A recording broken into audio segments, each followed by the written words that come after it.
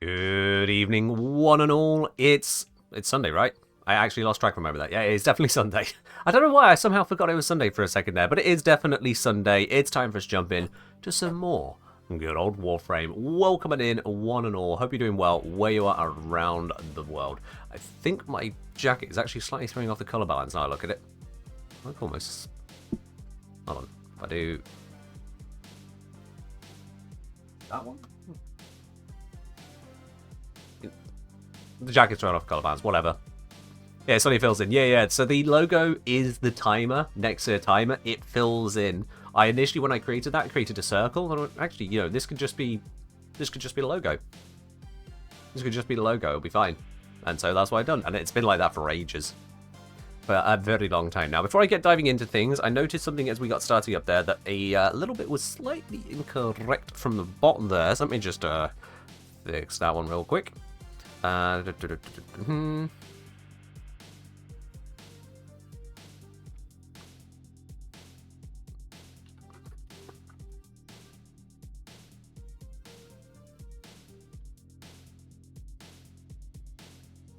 we are. Just a command that was ever so slightly wrong, but has now been sorted. Nothing to worry about. It was minor thing. Anyway, we're all good to go. Welcome on in, everybody. Hope you've had yourself a wonderful weekend, or if you haven't, at the very least, you can now sit back and relax here for the next few hours. As, well, I'm not going to be doing the relaxing. I'm going to be going through all this Tennokai business, because if in some way you may have missed the detail, these 6 mods here, the Tennokai mods, which are available once you've completed Whispers in the Wall, and allow for melee to basically use heavy attacks for free. Now, that's basically the Tennokai. Use heavy attacks for free, but every now and then, also, some of them have some extra benefits. At a cost, because this one is only 4 drain, but this goes all the way up to 9. So, previously we've been on stream looking at these to assess the actual stats on them. So the Tennokai damage increase here, that is additive to pressure point. This one, yep, just every 4 melee hits. It's every 4 melee strikes that are successful, not every 4 melee hits. So every 4 melee inputs that hit something. This one, increase the opportunity chance by 50%. Doesn't stack with that. Doesn't reduce this from 4 to anything lower. And the heavy attack critical damage, that is a modded value. The status chance here appears to be a modded value. And on this one, we figure if those aren't just flat values, then something's gone very wrong with the world. So we checked all those values previously. So as a newbie, why aren't heavy attacks free? Well, in general, like without Tennokai. Are you asking what makes them cost, or why DE made them cost? I'm not sure on the exact why of your question there, Dawn. I want to make sure I answer the correct one. So obviously hybrid heavies rejoice. Yeah, I mean, we can go beyond just general hybrid. You could do away entirely with heavy attack efficiency and wind-up speed, potentially. What makes them cost? So with a heavy attack with a melee weapon, the way it normally works is that not only do you make your heavy attack, you also consume your entire combo count meter. That entire combo count meter, in being consumed, boosts the damage of your heavy attack. So if you've reached a 3 times combo, then you get 3 times the damage on the heavy attack. But then all the combo is gone. And for a lot of weapons, building a combo takes quite a bit of time. Certainly the weapons that prefer to have heavy attacks, it takes a bit to get there. So the further cost to that is not going to be on this weapon, because it's not used that way. On something like the Cronin here, and from a majority of melees, you get access to mods like Blood Rush. They give you higher stats the higher your combo is. But if you spend all of your combo on a heavy attack, then you don't get the benefit of Blood Rush anymore, which is a very powerful mod, so to throw that away is kind of nonsensical. And I've said for a long time, D created this issue by creating things like Weeping Wounds, Blood Rush, the Gladiator set. They made it where we wanted to keep our combo, not use it. So now they've made it where we don't need to use our combo, and instead do something else. I will be honest, it's a bit of an odd way of going about it. It does feel a bit odd, but it does also lead to a power spike. So it works out in the end, I guess. So we're looking at the options around that. Now, as we were loading up, I think someone during the intro was like, hey, there is a combo. Here we are. From 07JAN, Discipline's Merit synergizes well with Strover, they say. Okay, well, Discipline's Merit is this one. Opportunities occur every 4 melee hits instead of at random. I imagine that's going to synergize well with a lot of things in general, just because you'll know the process as to when you can make that attack. Because that 4 you go, hit, hit, hit, hit, heavy, hit, hit, hit, hit, heavy. You'll be able to get a literal tempo going. Trying to say, after building a heavy attack weapon, I'm in love with the new Tennokai system, especially with Arcane Animosity. Alright, Arcane Animosity, or Melee Animosity we should say. On melee hit, gain crit chance on your next heavy attack, and it goes up to 10 times, so 10 hits. Now I do wonder about the melee hit, if it counts hits differently to Tennokai. That is something I haven't looked into with Animosity. I do have a better one here. That is something I've not looked into, and is perhaps worth consideration. In fact, you know what, let's test that. Let's test that very thing. Wondering how I'm going to test that.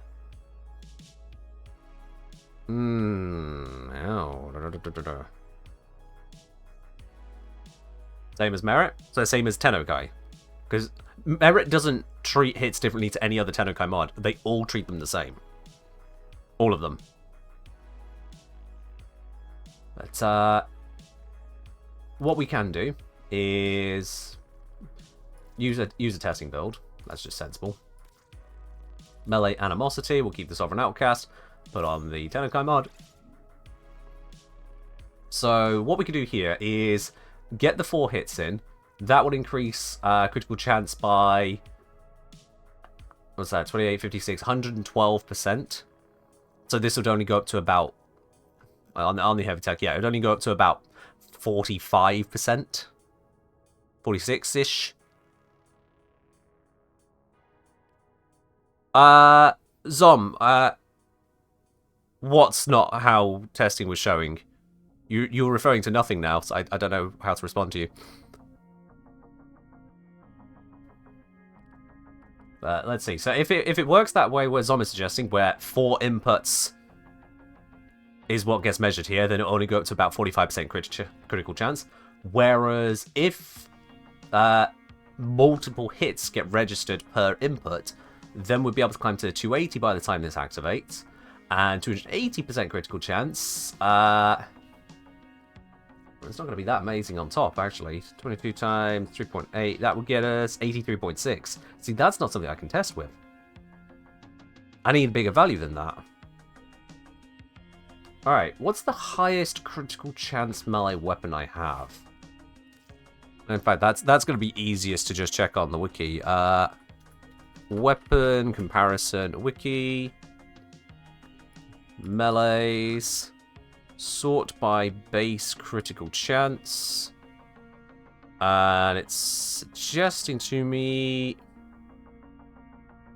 I want something preferably with a bunch of hits, but Fraggle Prime is right up there. We can give that one a whirl. Apparently I've barely given it a whirl before, but there we are.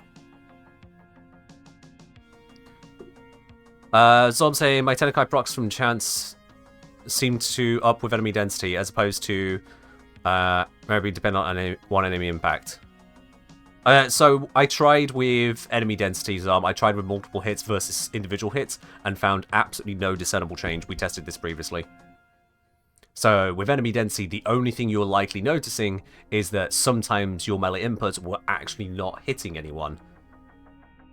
And of course, when there's more around, you reduce that. Guru was asking, why not use the Warfans that have a range attack? Why would I use it for a test? What's important about a Warfan range attack for this test? Bounce that back at you, Gruger. What about them is important here?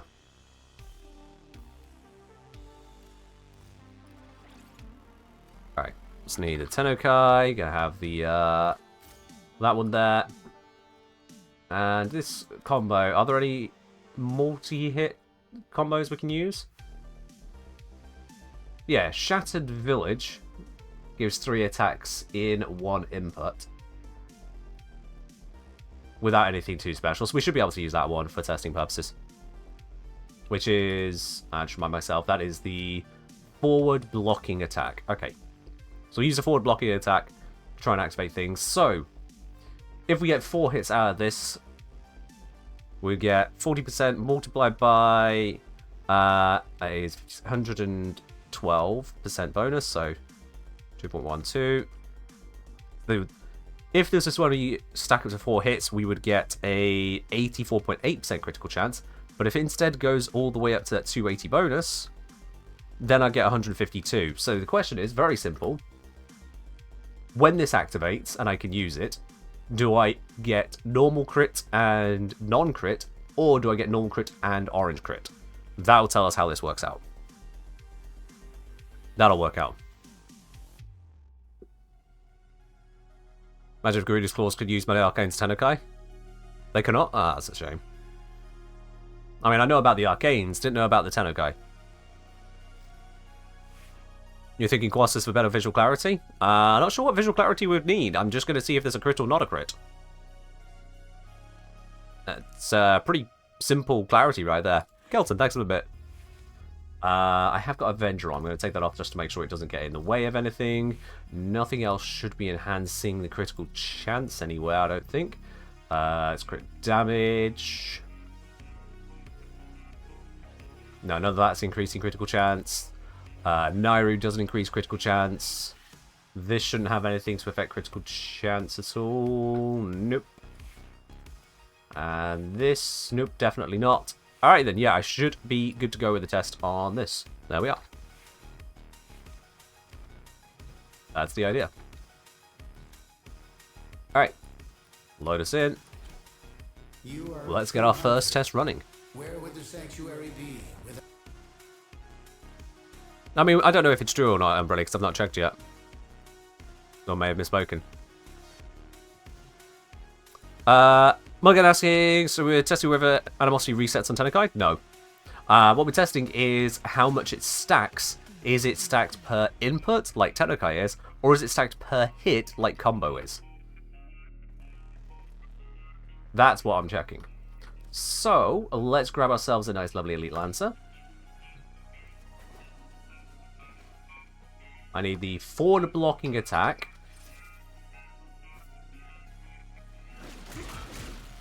So that was 3 hits. Melee animosity only went up once. Oh, I didn't realize there would be a UI interaction. Well, that is... Who needs to do a full test? Turns out there was a UI element. For once, a bonus is actually shown on the UI in a very clear, readable format. Yeah, I don't need to test anything. Job done. Unless it's lying to me. You know, it helps if I have the damage numbers on, doesn't it?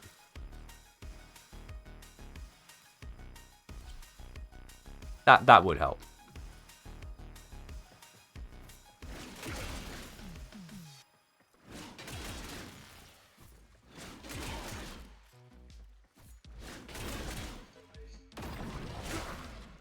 That was the yellow crit, that doesn't tell me the info, and he's gonna die. God damn it. 3, 2, 1, dead. Oh, it's slightly off. Alright, let me try that again. But I think that's already given me the answer. I think that has already given me the answer, but I'm gonna give it another whirl. 3 hits. Multiple hits. Only 2 hits because I'm bad at the game. Oh, god damn it. Well, again, orange, not an orange crit, he's yellow crit. How did he die? He's out of bounds. The enemies cannot stand on these platforms. I'm not sure why, but here is not a place an enemy can be. So if they end up here, they can't stand up, and so they die. The same is true here. The enemies can't be here. And same is true over here. Enemies can't be here. So if they end up on there, if you knock them onto it with a ragdoll, they just die. They can't stand up.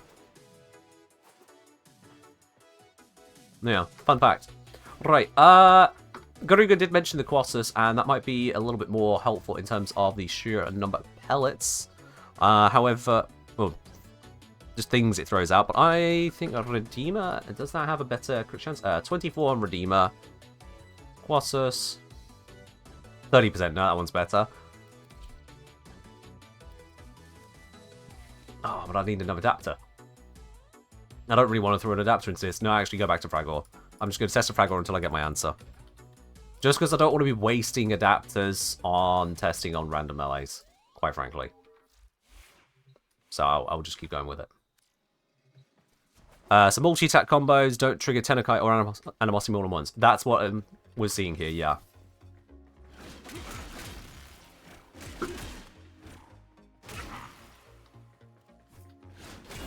I'm doing I'm doing a few more tests to see if I get a non-yellow. Oh my god. You know what? I'm going to spawn a bunch of them.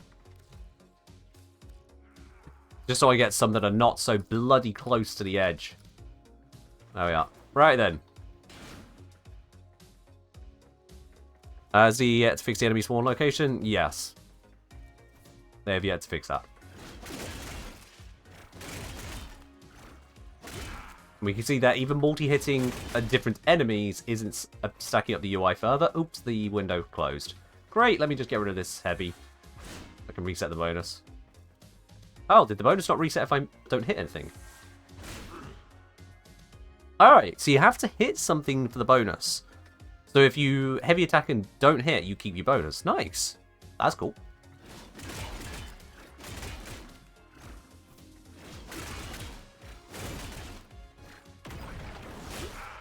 Okay, yeah, there was an on-crit in there. That confirms it.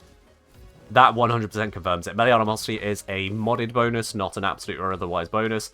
And it counts per input, not per hit. Alright. So I think the way I'd phrase that is on successful melee. Because that'll be a melee input that hits, so on successful melee, gain that.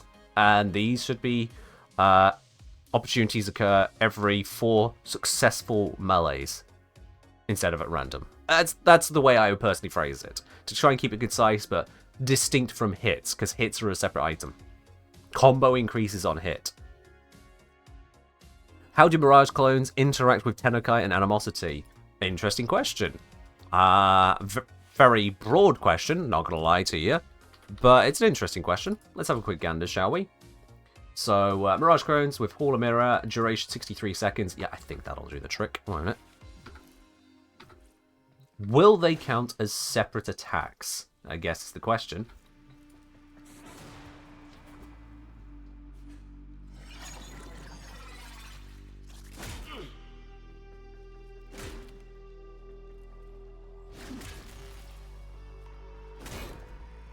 That was 4 attacks. So far, not looking good for the clones, but let's try the AoE attack.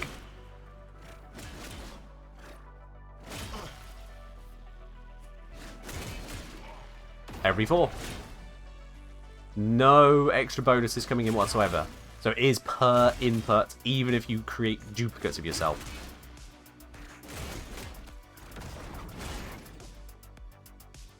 Yeah, it is still per input. While we're talking about it, how does follow through affect it? How wouldn't it affect it, Mulligan? Have you got a question there that is more than what is follow through? Because I don't particularly want to be just answering questions of, hey, does the game mechanic that has existed for years work like the game mechanic that's existed for years? Question, what would be a good build for the Grimoire? There's probably plenty of guides on YouTube on that. I don't have one for you, so sorry, Company Master. It's not something I've yet investigated. Could Wukong clone trigger it? Interesting. Could an independent entity trigger your bonus? Likely not. On the basis of Wukong doing its own thing. We can give it a quick whirl here. Let's see if the arcane starts increasing. So, spawn Wukong. Wukong is hitting things, and I'm not getting any bonus showing. Nope. And if I swing once, I see a single stack, and Discipline's Mirror only goes down by 1. Wukong is definitely having no effect. Yeah, to the point that that was a white crit. White hit, not a white crit. White crit. A non-crit. It's fine, Talancy. The prompt doesn't matter, because people ask anyway. If people were to think far enough ahead to read the prompts, it wouldn't matter in the first place. Would opportunities reach be an ideal Tennokai mod for the inner den with its immense range and follow through? Yes. I think I used exactly that one. Yeah, I used exactly that one. Does Wukong activate Tennokai? I literally just tested that. No. Or rather, if you're asking, will the Wukong themselves use Tennokai? Also no. Because Wukongs and other Spectres, they don't use special attacks. They don't use secondary fire weaponry. Never have. So I'd say, honestly, it's not worth it because it'll just come across as passive-aggressive. It just won't be worth it.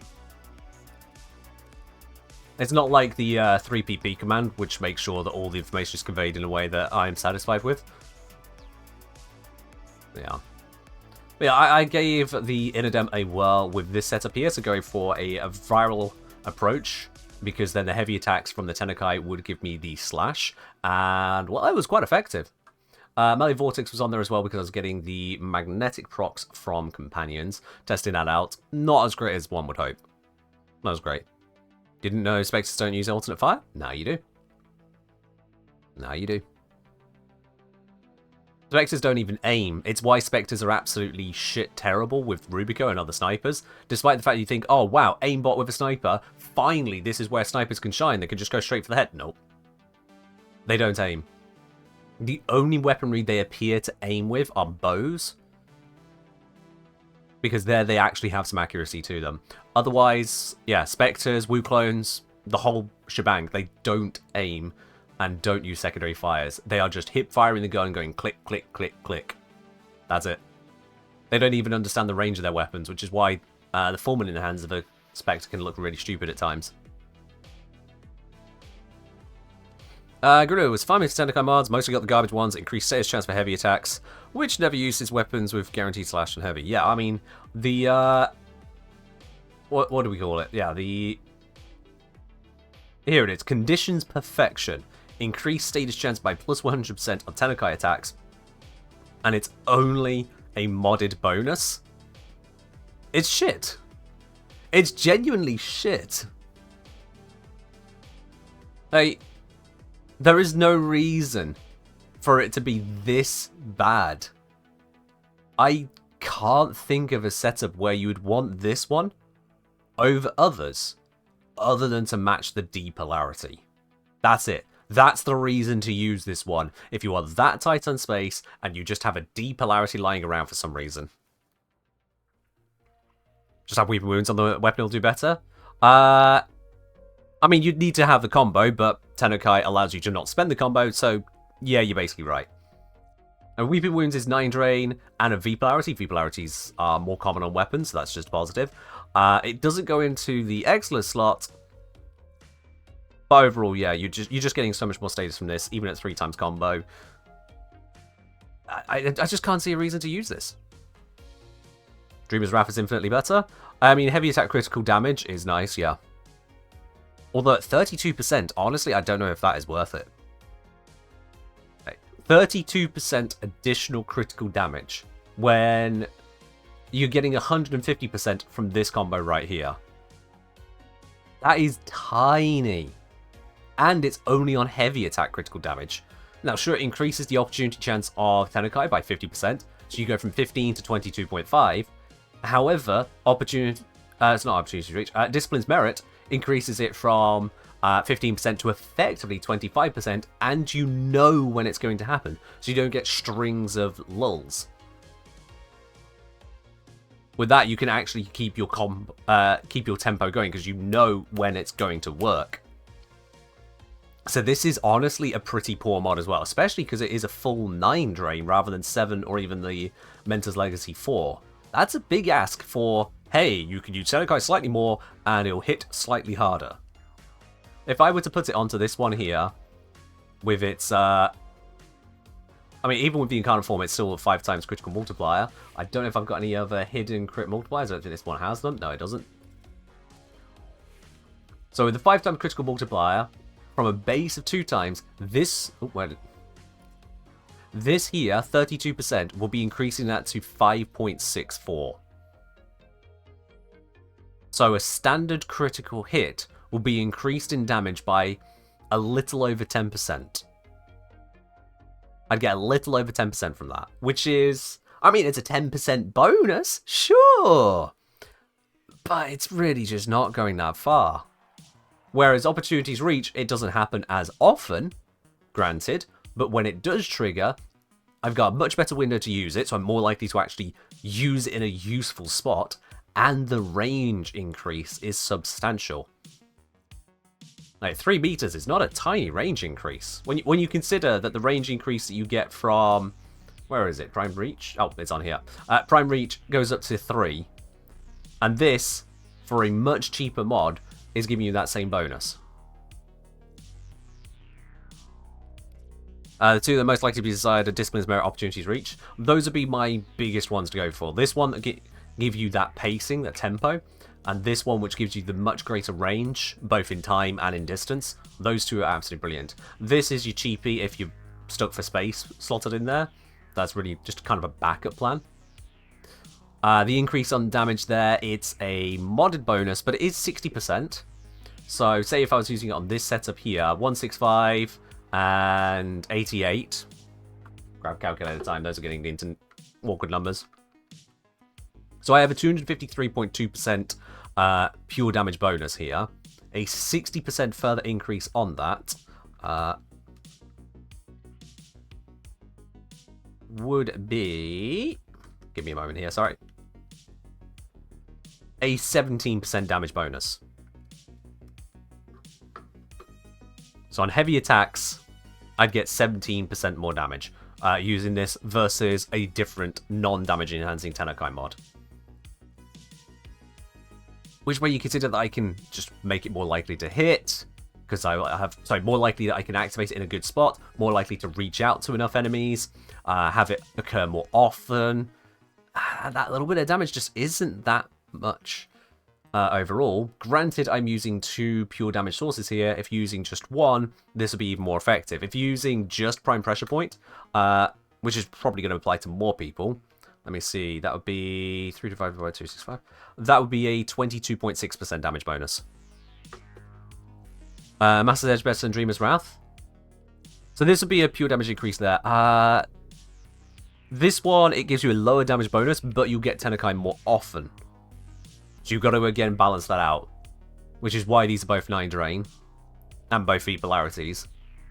Critical damage also has a little bit of a better time bypassing certain types of attenuation, like on the Acolytes. So you'll get a slight benefit there. Now, how would that work on... Oh, and if you have a higher base critical multiplier, this might be more valuable again? Or is it? No, would it be on the higher base or lower base?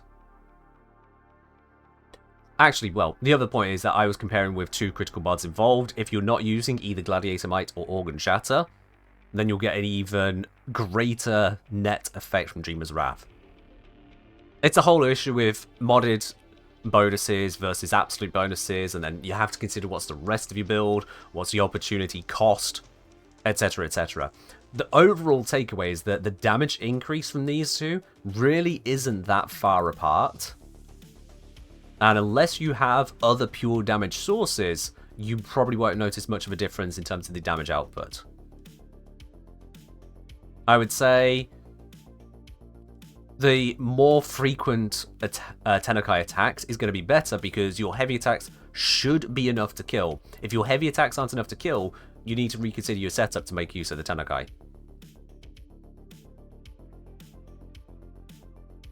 Am I right? Yeah, I'm right. I hope you're doing well as well yourself, ID0. Yeah. Also, one is additive to condition overload. True, yeah. This one is also additive to condition overload. That's, again, the pure damage bonus. So if you are running condition overload with a primer, then you're going to get even less value from this one. Substantially less value, because condition overload can absolutely go well beyond what Prime Pressure Point has here. Now, I was just looking at the fixed value so far. So overall, I would say Dreamer's Wrath is probably better. You've got more opportunity...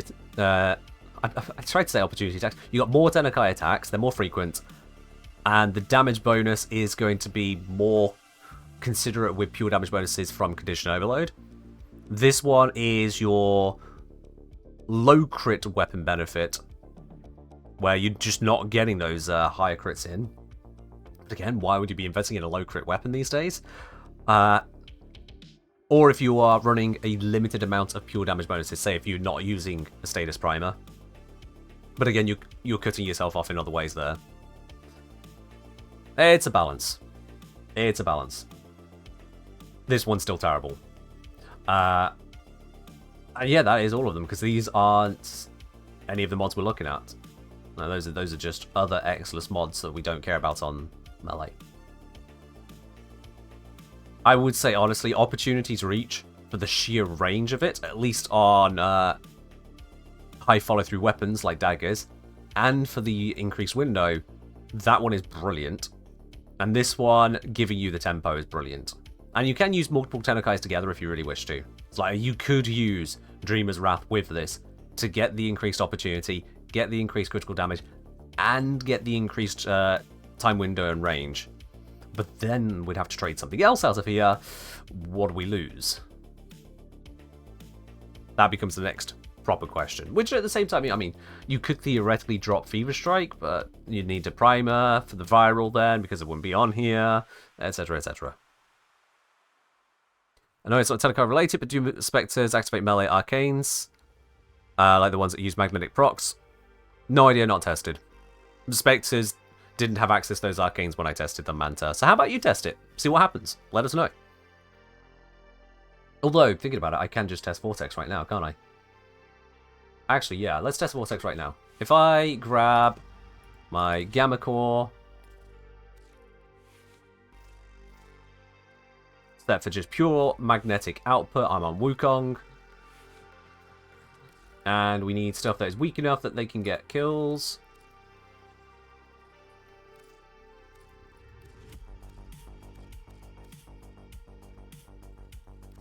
But not so weak that my Gamma Core kills them, of course. Let me just check if the Gamma Core is appropriate here. That should be fine, yeah.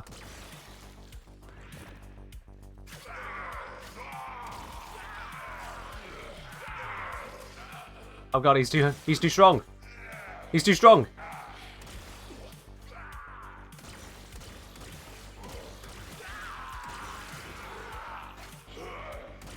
Well, that never triggered the melee arcane so far.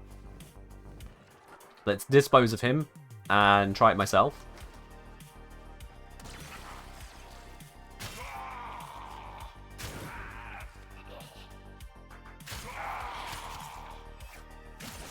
Well, that was, I'd say that was pretty conclusive. That was pretty quick. Just, didn't trigger that. Didn't trigger that. Very, very clear trigger. Let's just murder all of them. What's the percent chance of the Vortex currently? High enough. Honestly, high enough.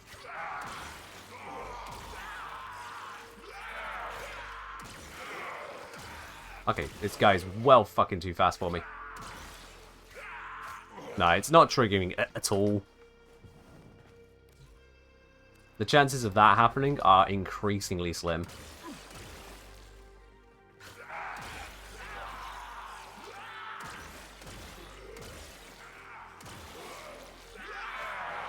Nope. I'm going to say that that's proven. It didn't affect a melee animosity. Now it's not affecting melee vortex, which is a more personal one. It's not happening. They don't trigger it. Which is curious in a sense. Has it used arcanes before? That's a hard one to answer, honestly, Zon, because it's hard to say what arcanes they even have access to in the first place. It's really hard to say. Again, this is one of those things where we end up with exceptions and exclusions all over the place. Remember us testing that? I don't. And again, the game also changes from time to time anyway, just as a matter of course.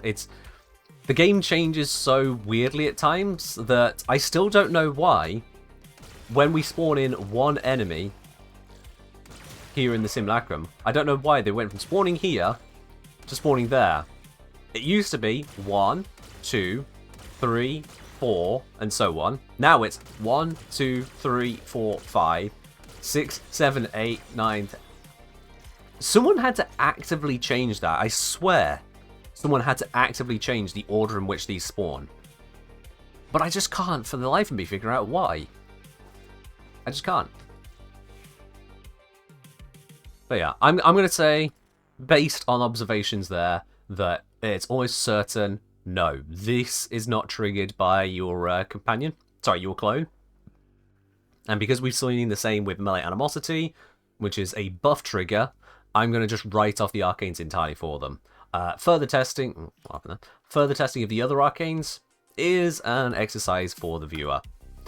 Good luck trying to tell if your Wu clone activates Melee Duplica, for example. Good luck. So yeah, we can write off that then. So let's have a look at this in actual action then. We're using Opportunities Reach, so we got that increased range to work with the sheer follow through on this. And instead of Melee Vortex, I'm going to go with Melee... Where is it? Melee Retaliation, which I need one more to rank it up further. So Melee Retaliation here is giving up to 420... Sorry. Not Retaliation, what am I talking about? No. Was it Exposure? There it is, yeah, Exposure. On ability cast, gain an amount of corrosive damage on melee strikes for up to 25 seconds, stacks up to 240%. Now, the max stack is the same on all ranks of the arcane, and this is very important for melee exposure. Very, very important. I didn't select it. So if I grab Lavos real quickly, if I just do a quick attack, you see it goes to 20%. And if I do another, it's now 40%. Now I'm going to let that timer run down for a bit. I'm going to let that timer run down. Let's get it down to, say, around about 10 seconds. And then I'm going to use another ability. Using an ability every now and then is honestly not that big of an ask. Alright, let's use an ability. So you see, we're now up to 60%. Now the previous ones, they should have about 10 seconds left on them. So if we get down to 10 seconds again, we'll just kind of see how it goes. Still showing 60%. Still 60. The others should have timed out if they're independent, but instead it's still there. I'm going to add another ability to it. Now we're up to 80%. You might be picking up what I'm putting down here, but for those of you who not quite seeing what I'm seeing, what we're getting here is that the arcane, all that leveling it up does is it says how quickly we get to that maximum bonus. It's adaptation, in effect. All we're doing is increasing how quickly we get to the bonus. Now, if we let the bonus time out, the whole thing vanishes. Again, just like adaptation. So this is much like heat procs, because they also have a resetting stack. Similar to Steel Path Arcanes? No. No, completely different. Steel Path Arcanes have a decaying stack, so every time one times out, the others reset their timer. This is a refresh stack rather than a decay stack. That's the terminology I'm going to go for, to make it clear to distinguish. And I would have terms to use if DE use those terms. They must have some kind of internal terminology for these things to communicate it. I would hope they do. But yeah, that's the distinction I'm going with. Decaying stack, hence the stack decay bug I reported well long ago now, is where you lose one stack, but the rest refresh their duration. Whereas a refresh stack, you get a new one, it refreshes the timer, but once the timer runs out, they all go. And then the third type of stack is independent stacks, like you get on Galvanized Scope, the crit mod, where each stack has its own timer. You only see the longest timer, but the others will vanish in the middle. You think operator abilities trigger the arcane? Let's see, do they? Switching to operator used to, but that got fixed. As you can see, that's not triggering it. If I do an actual operator ability, that did trigger it, yes. Yep, it's now up to 40%. Operator abilities, you don't see it on the UI, but it is definitely there. The AMP doesn't count, though. Does Void Mode count? No, so it is literally just operator ability direct that adds to it. But that is still a way that you can do it for free, I guess. Switch operator, cast something quick, switch back. And I think the question then is, if you're using melee, you are likely to want to use Naramon, right? If we activate Naramon, Naramon has some nice quick ones, right? You just, yeah, 20% bonus. Just reset the UI. Okay, that's not that quick, but it does give a bonus. Hey, there we go. 60%. Oh. Ah, can't keep using that one. It's toggle on, stays on. Alright. That's not so ideal. You have to actually consume that one. Never mind. Okay, we've still got that. How quickly can I cast that? I want how quickly I can get back. It's not the quickest, but... Oh, out of energy. It's not the quickest, but we can still use it for a free upgrade. Which is great for people who, well, frames that aren't Lavos and don't have infinite energy, effectively. But there we are. I'm now at the max 240% bonus. So 240% modded corrosive damage on my melee without having to mod for it. Madura's second ability? It doesn't matter what other abilities. I was looking at the Naramon specifically because it is the melee focus school. But evidently it doesn't have that synergy, so I was hoping for just something really, really quick. Hello, Kanak. How you doing? Yeah, transference did used to have an effect, but that was patched out. Unintended.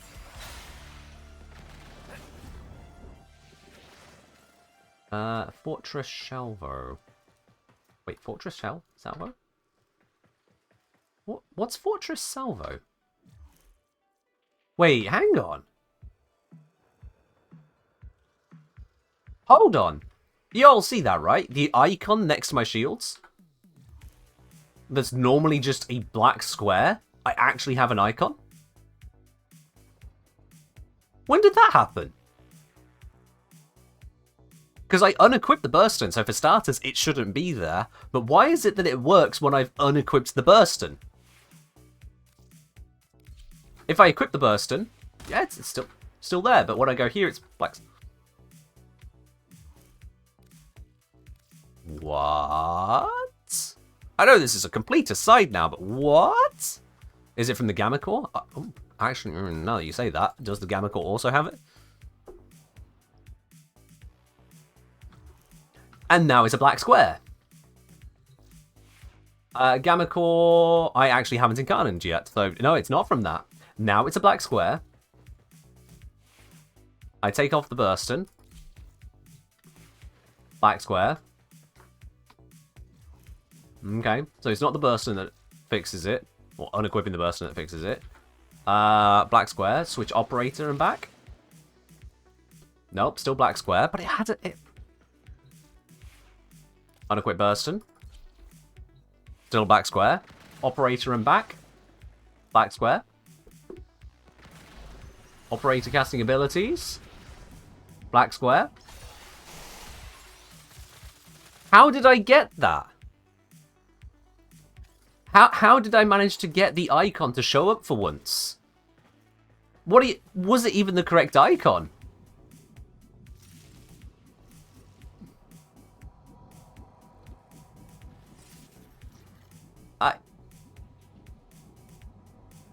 I'm lost. I'm completely and utterly lost on that one. D, good luck fixing that bug. Evidently there is something more screwy going on than just a black square graphic. That's weird. Stray popping in say, hey Kent here, Vorban Enthusiast here with 51% usage. Okay. Love your stuff. Glad to catch a stream. Well, welcome on in. Hope you enjoy this stream here. We are currently scratching our heads at yet more D stuff. Yeah, you kind of lost on what we're seeing. What we're seeing is a bug in action, a bug that's been around since the release of the Burston Incarnate and continues to confound and confuse everyone, apparently. That is, That's weird. So which arcane was it giving the corrosive damage? So that is melee exposure, I believe. Yeah, melee exposure. So if we get the higher ranks on it, this stacks up quicker, which means to get the full bonus, we'd only need to cast 4 abilities. And that is great. That does definitely shrink it down. But at the same time, with just a rank 2, we still get half the effectiveness, and the full actual effect is capped at 240 in all cases. So like I say, that is a lot more like the adaptation mod, whereas say for something like Melee Animosity, you see that it's always 10 times the bonus. You gain 7% crit chance up to 70, 14 up to 140, all the way up to 42 to 420. So this one is actually like ranking up a mod, whereas this one is ranking up adaptation. I know adaptation's a mod. You know what I mean. You know what I mean. So it's curious. It's very curious in that regard. It's a great static arcane. There is that to it, yeah. There is also Melee Crescendo, but good luck getting one of those properly ranked up anytime soon, eh? Good luck on that one. But again, this one, the actual max cap is 220 because of just how initial combo works. So these two both have the same max cap situation. So again, they don't need to be fully ranked to get full effectiveness. Instead, ranking it up makes it reach full effectiveness quicker. Which is a curious situation, if I do say so. Also, all the Netra cells I've done, I've still not got a single legendary arcane. Not one. These are both from DE. Oh, dear. Melee Influence, by the way. I can upgrade that to there. Might as well. Bop. Can I upgrade this one? Nope. Melee Fortification. Might as well upgrade that a bit as well. Those available to be used, I suppose. There you are. Yeah, okay. It is what it is. It is what it is. Did I ever test if Crescendo has to recharge like initial combo? Ah, that is a very good question, Zom. I did not test that, and that is a very important thing to test. Let's test that. Let's test that. Melee Crescendo. Ash. Prime. Obviously. And we'll not go Naramon just because it might get in the way of breaking things. Let's go Nairo. Oh, Nairo is fine. Okay. Actually, no. Wait. I don't want to be murdering things outright. Do I test it on you? Let's test it on something else. Let's go to the Fragor, I think. I think the Fragor will be a good test because it is just mostly unmodded. So that'll be fine.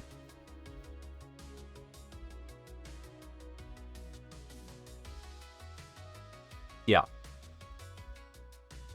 We'll run with that. That's going to give a whole bunch of initial combo potential. That'll be fine. And then initial combo just stays, so I don't need to worry about anything else. Alright. Doesn't it activate on kill? Yeah, but Ash kills very easily.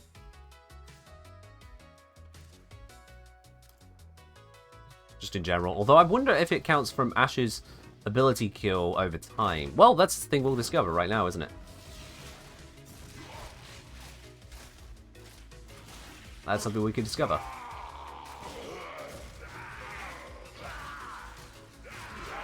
Alright, well, my combo meter is going up. Oh, hey, look at that. I got my stealth as well. Let's see. It's currently at 56. Is that from hits or is that from the arcane? 36. Okay. Dropping down. It's staying at 36 now. But what was it originally? 30. I gained 6? How did I only gain 6?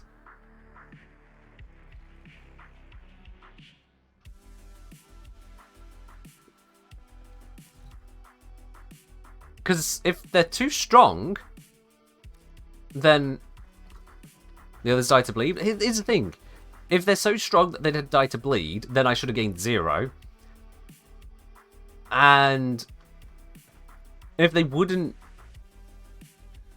If one would die to it, then all should die. It should have been all or nothing. Why would any of them have a different experience?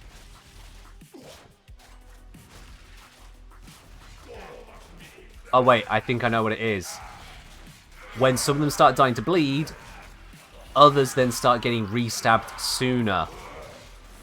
That's what it is. Some of them die to the bleed, so the remaining marks then get used on the ones still alive, rather than going back to the front of the queue. That's what it was. And this time I've gained...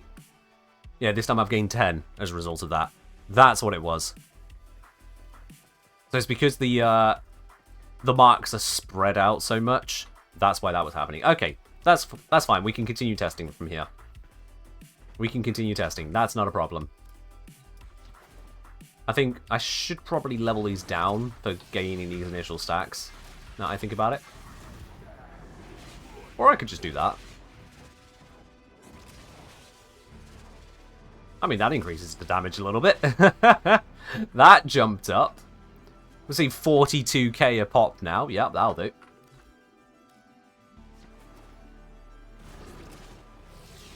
Let's keep it going. 36k, back up to the 42k. Lovely, lovely, lovely. That's gaining a little bit more. And it's curious as well, this is gaining on hit as well as initial combo stuff. So we're going to need some combo that's going to get lost whilst we repeat this process. I'm just going to cast it from back here. Just get whatever I can get. You see, it's 7400, I come in range, and then it's suddenly 48k. Oh, signs ran out.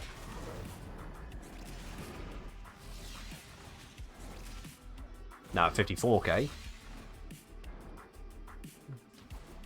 Savage Silence is absolutely huge for Ashe. This is not a new thing, it's absolutely huge.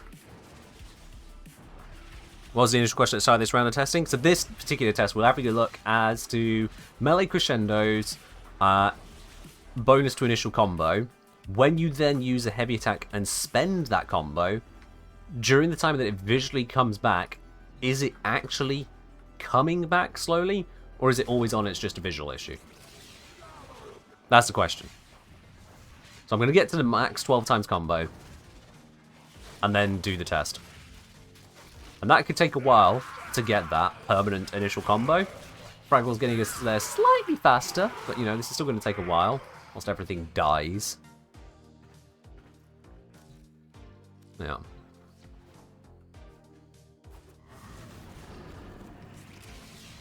We'll get there.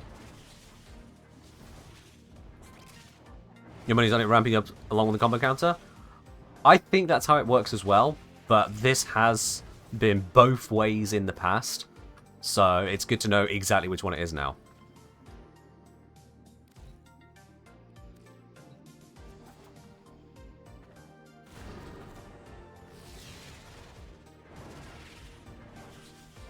Oh yeah, if Savage Silence buffed the bleed on this Ashe as well, that would be absolute stonks. Like this slash proc. But this is just damaging through finishers here. Which of course bypasses armor. So we're still getting a lot of damage.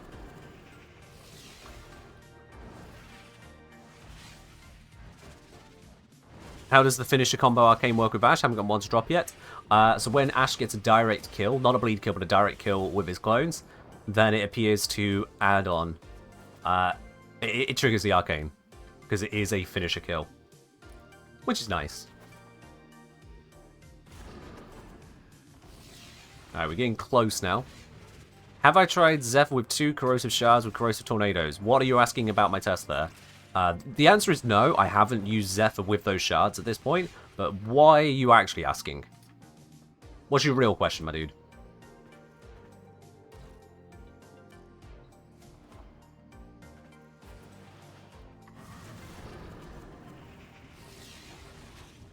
Trying to see if it's viable. Zephyr is viable without the shards, so the answer is yes, it is viable.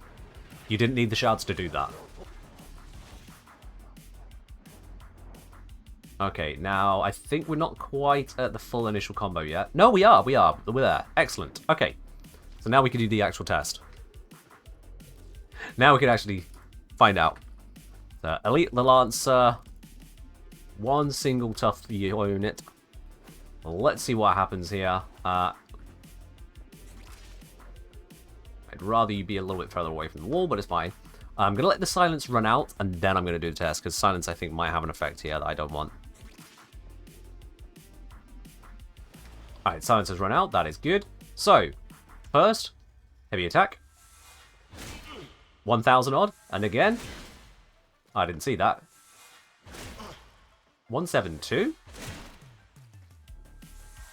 Okay, he died. That slash is unfortunate. Right. Let's try that again. I might need to modify the crit chance to get a guaranteed crit, but if I do that now, I'll lose all the combo. So I'm just going to have to accept what I got right now. Alright, 412. Do it again. 1,000. 103. 344. These are definitely lower numbers. 206. 378. But if we wait...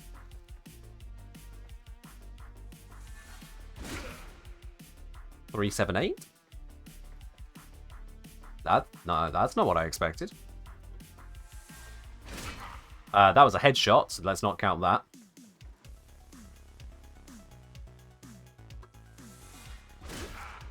$412.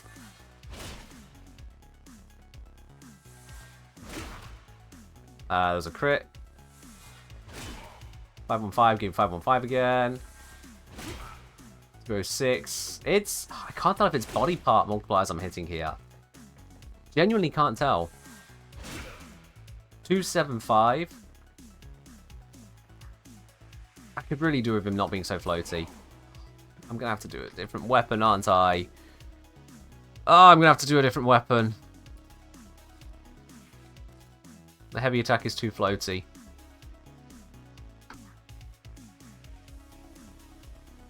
But so many heavy attacks just outright murder. The slash procs are insane.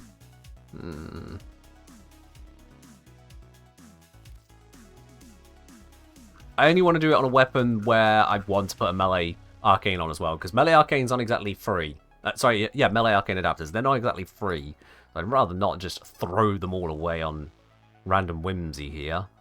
It leaves me in a bit of a shit stitch. Yeah. Now you guys are just naming weaponry. I have a better reason for suggesting it than just naming it. And Stropher also sends people flying, so no. You think Melee Crescendo actually sticks around? Wrong. Just opening up the weapon selection broke that. Oh, you can get them to plat as well? I don't know why I thought you couldn't. Okay, never mind then. If you can get for plat as well, I've got plat. Alright. Let's see then. Might as well do the Stropher then. Sod it.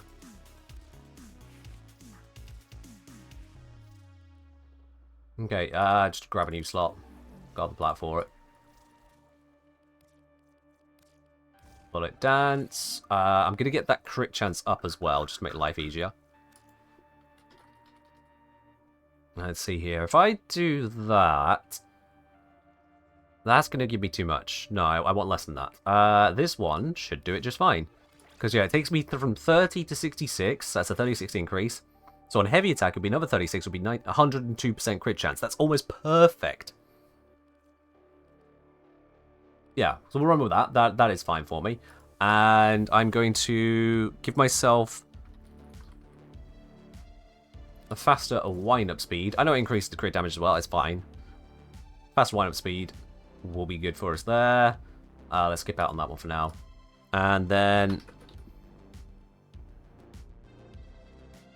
just attack speed to make all that run faster too. Melee Crescendo. Right then, and let's go through the process again.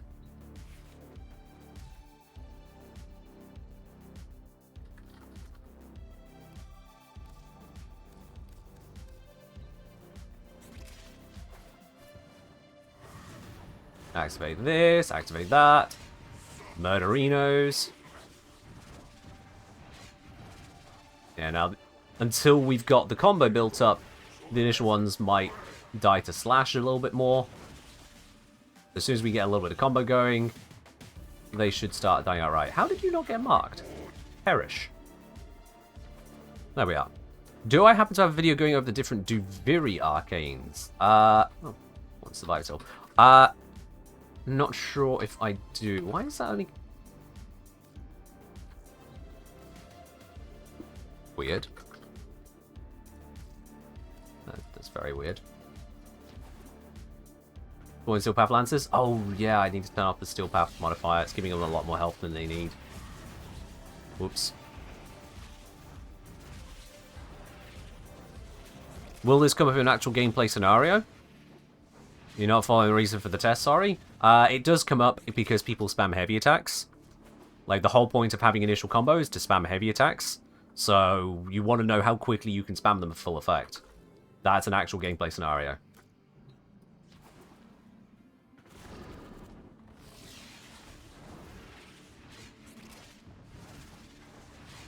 Yeah, I haven't gone over the different DV arcanes at length as yet, no.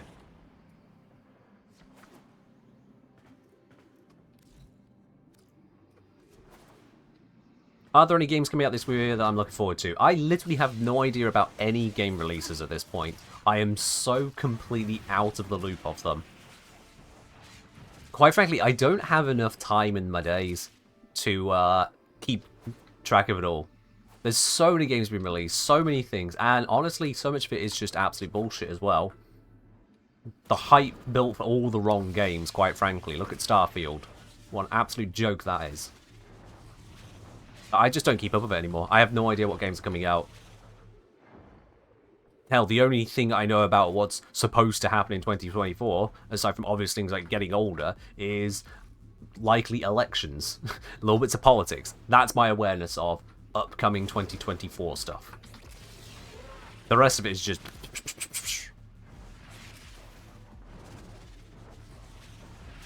Yeah, the game market is exceptionally saturated. It is.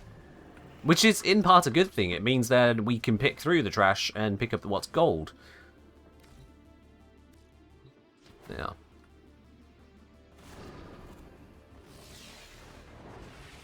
Reality is that there's so much gold out there, and so much trash marketed as gold, I just stopped keeping track. It's not my interest or job on that. If it's good, we'll hear about it. Well... if it's good, we might hear about it. Oh yeah, the Steam Awards are absolute bullshit, but anyone with any sense knew that the Steam Awards are going to be bullshit. Because they're a popularity contest. It's not a vote, it's a poll.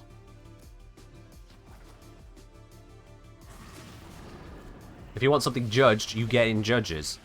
If you want a popularity contest, you ask the public. That's why you don't buy into pre-orders. No one should be buying into pre-orders at this point in life, quite frankly. No one should be buying into pre-orders whatsoever. The whole reason pre-orders even became a thing for games was because you wanted to make sure you got a copy on release. Which, in the first place, is actually kind of screwing yourself over there. Because you're making sure you buy something of as yet undetermined quality. Now you don't even have to worry about that.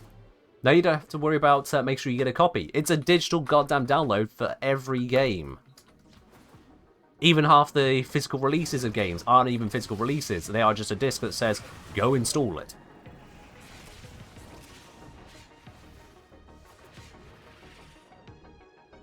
As you were saying, from the perspective of devs, these are hard times. Sure. Didn't say they weren't. Yeah. If you pre-order games, you are actively doing yourself a disservice. And I don't care what pre-order bonuses and extras a game company may be offering. They are offering those bonuses and extras because they know that you shouldn't be pre-ordering and are trying to convince you against that sensibility. Don't do it. You are actively hurting yourself by pre-ordering games. If the game comes out, and in the first 5 minutes you want it, well, at least ask people who bought in those first 5 minutes, is it showing to be worthwhile? Don't pre-order it. Let people who get paid to investigate these games actually have a look to see if they are what they sell themselves as.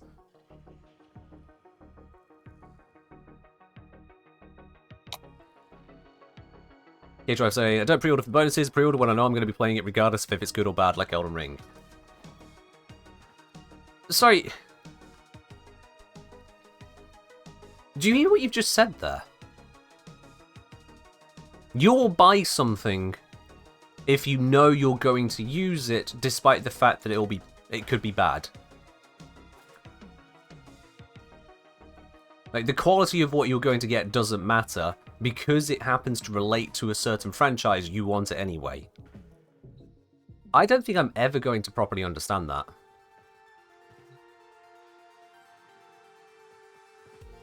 I don't think I'm ever going to understand that. Because either you're not using the definition of bad correctly, at least in context here, you're referring to someone else calling it bad, but you actually find it good, in which case, well, it was good for you, so you would have bought it. Or you're saying you're perfectly happy buying bad things so long as it has the right name on it. Which I don't understand. That makes absolutely no sense to me.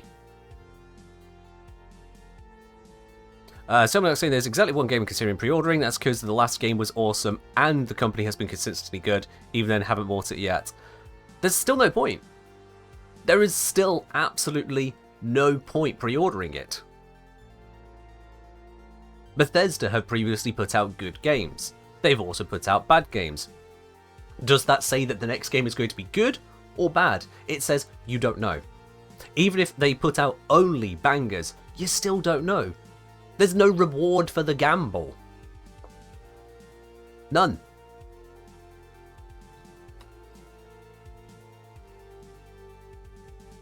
Yeah, pre-order bonuses exist to usurp the idea of sensible purchasing. It's to go, oh, but you're going to miss out. It's literal FOMO. You've got to buy it before you can see if it's good or not, because otherwise you'll miss out on this extra benefit I'm throwing in you can only have if you throw away any sensibility. You gotta be there first.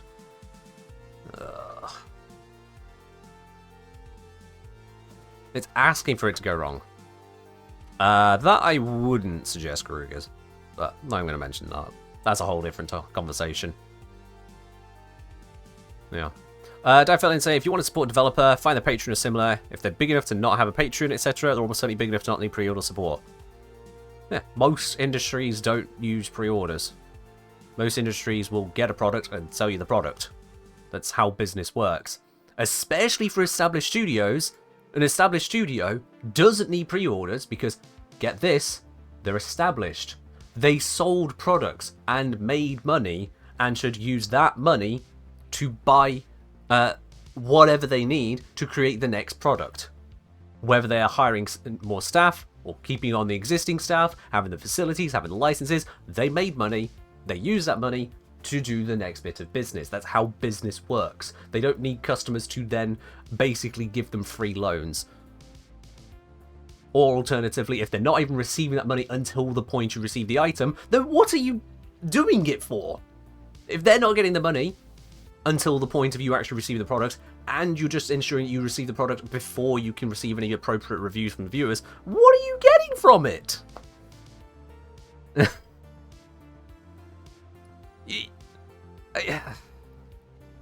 Control one impulse. Control one's impulse. That's what you get. The studios first receive external funding to actually be able to finish up the game? Yeah. And those people who are giving them external funding are called investors, who get an increased return on the money they put in as reward for putting the money in. That's called investing. Pre-orders aren't investing. You are not an investor. Whether you're on Kickstarter, whether you are pre-ordering, you are not an investor. You are a customer. And customers that throw away any sensibility on their purchases are actively harming themselves for nothing. just nothing. You get nothing from it. Other than the, again, added in pre-order bonuses to get you to forget how much you are throwing away in the process. It's daft. So I'm saying, remember where Trust got customers on Cyberpunk's launch? And sure, yeah, they turned the game around. Success story. How about all the failures? Alright, anyway. Heavy attack testing. Let's grab an Elite Lancer. A single one. Steel Path modified. Again, I wish he was here, but sure, let's go over here. And we'll see we're getting no increase in combo. We are at maximum possible combo. 312, 312, 535. Oh, hello. Hello. Oh, that is much lower. Where did all the damage go?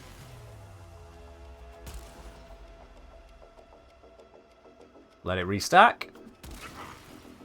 Even partial, yeah. And then we wait, back. Oh, that's terrible. That is terrible. Look how long I'm having to wait for that to get back to full. So the first 2 attacks to get the full amount, and then it's finished the heavy attack combo. It spends the combo bonus, and then the initial combo slowly kicks in. Oh, that's horrible. That takes so long. So yeah, you'd have to use heavy attack efficiency to get around that. Yeah, which I pointed out in the video, and people are like, no, you don't use heavy attack efficiency. It's already going to be there. Yeah, bullshit. Tested it, verified it, eat shit.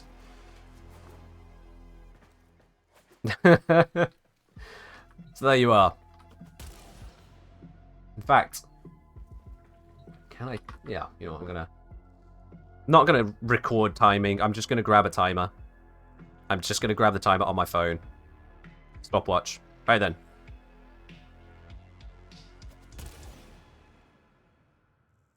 Counting how long it takes.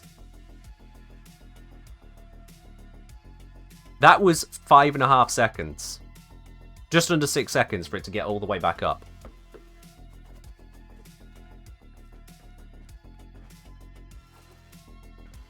Scar saying the rate is 40 per second. Oh, well, there we are then. If there's an official rate, 220 divided by 40 is just over 5 seconds. Perfect. There we are. 5 seconds wait for the whole thing to climb back up again.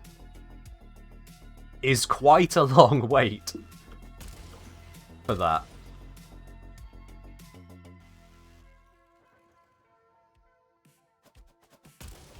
That is a long-ass wait. Oh yeah, it'll still be fine for stat sticks. It'll still be fine for non-combo consuming attacks. Yeah, absolutely. But one of the big reasons of combo is heavy attacks, which uses them, and that takes it away. And when you consider that this is a legendary arcane. I mean, there's one kind of upside with the whole issue with the Netracells and 2 years, up to 2 years to get these things, is that, well, the arcanes that you get at legendary tier aren't exactly that huge. And yeah, many statistics don't struggle for the combo. Yeah, you've got ways around it. Tennokai does not consume it. Yeah, Tennokai doesn't consume it, but if you're using Tennokai, you're just using attacks anyway, because you have to use normal attacks to activate Tennokai. And when you activate Tennokai for the free heavy attack, you're going to have your combo there from those light attacks. You don't need this arcane for it. You don't use initial combo. Because if you're not getting regular attacks to build that combo, then you're also not going to get the Tennokai. The two literally come together. They are. All a bit of a world. A melee duplicate just existing in a weird space, honestly. It's in a really weird space as far as I'm concerned. Because critical buffs beyond around about 130% actual critical chance make the arcane worse. Until the arcane shuts off at 200% crit chance. Which is, again, weird. Like, for a legendary tier arcane, something that only works between 0 and 200% crit chance is kind of strange to me.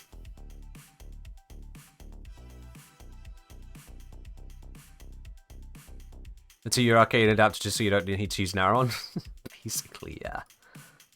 Yeah, if you put this on a stat stick, when you consider that you can put, you know, melee exposure on a stat stick, this ensures that you keep your combo. That you'll never lose your combo once you've done all of those finishes. This says, hey, have you cast some abilities? You know, like a stat stick ability? Oh, wow. 240% extra corrosive damage. Amazing. Oh, dear. Yeah. Arcane's always been a bit of a mixed bag. Actually, upgrades in general have always been a mixed bag in Warframe.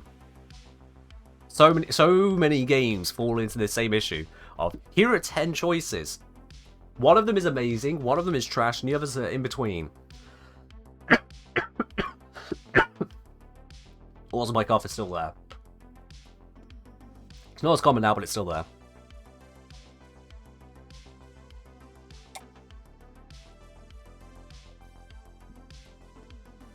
Insomniac saying you do more damage from the high tier crits than you do from the extra attacks. Yeah, we did the math on that on stream previously. That was on Wednesday.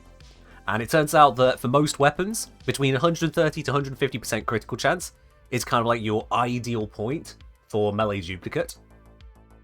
And then, even with a max rank melee duplicate, if you get to, I think it was something like 250% crit chance, your average critical output is now just better than it would have been with duplicate anyway. Like, it could possibly be with duplicate at that point. 250% crit chance is a big ask in a lot of cases, don't get me wrong, but those cases are cases you access by the point you're at Whispers in the Wall anyway, well before you've spent the time to farm up that bloody arcane.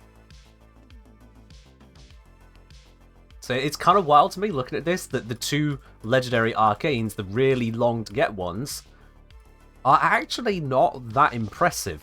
That there are better options in the same update which aren't legendary rated.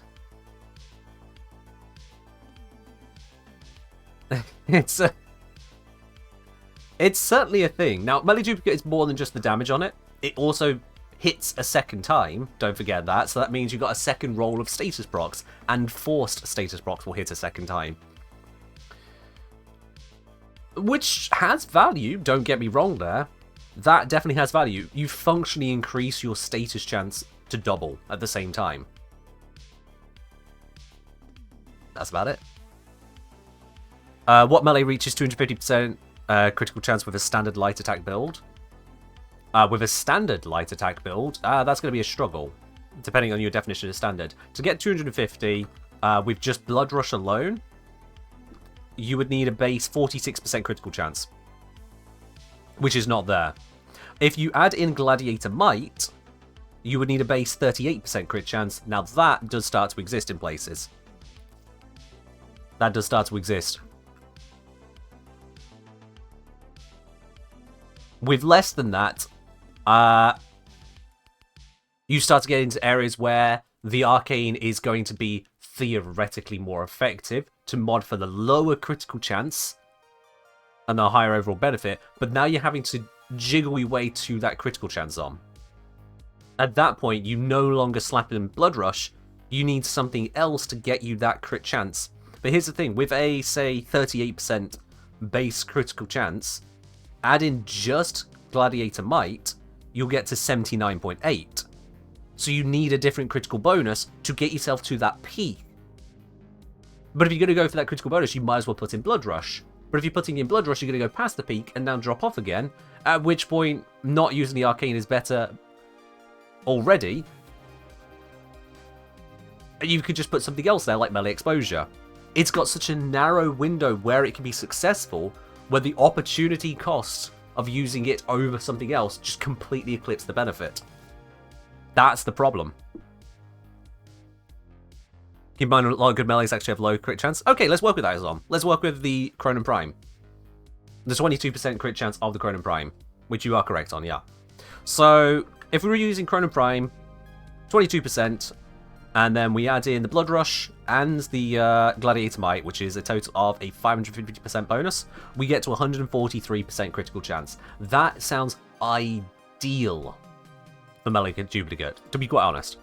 That does sound ideal for it. For that then, 57% of the time, you'll get a duplicated hit. And in that 57%, 43% of those hits will actually turn out to be orange crits, so you'll get even more power from them than you might first think. Basically, it's a straight up 57% damage and status output buff, which is cool. 57% straight up from the arcane at all times once you've got that Blood Rush stacked up to max. Blood Rush and Gladiator set stacked to max. If you get any external crit chance bonuses whatsoever, any further crit chance bonuses, the duplicate becomes weaker. From that point, it just becomes weaker. Likewise, if you're not at full combo, duplicate becomes weaker. So 57% hit bonus. That's cool. That is strong. I just wonder if it really does outweigh all the other options out there. And again, for a legendary tier arcane, which D decided to add in such a restricted fashion that it takes longer to get than bloody sets of Archon shards. Does this trigger Tennokai? What does trigger Tennokai? Are you asking, does this count as an additional input for Tennokai, Mulligan? You really got to finish your questions. Can't just put 4 words and assume I've picked up all of the context. Yeah, if this was a rare tier arcane, I'd understand. But being one of the 2 ultra legendaries, not just legendary, but ultra, through how near impossible it is to farm in a reasonable amount of time. Alright, Mulligan. I did figure out your question that you hadn't posted. Alright. God, how are we going to test that? How are we going to test that?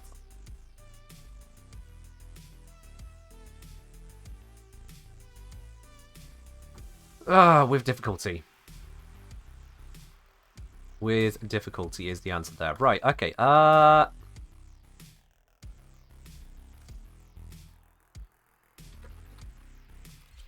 crit chance. Over here, 40%. If I grab the sack steel, 120 with that. That's a little bit more than I wanted. Can I get it to closer to 100? A consistent 100? That's going to get us 88, which is closer. But it's not what I'm looking for. No, okay. I'm going to find something with bang on 100%. Give me the best chance of this. I need something bang on the 100%. Also, I need it with the arcane. It's not great. Which will crit chance lower? Which will crit chance 22? 22. Let me think. If I've got... I would like something with either...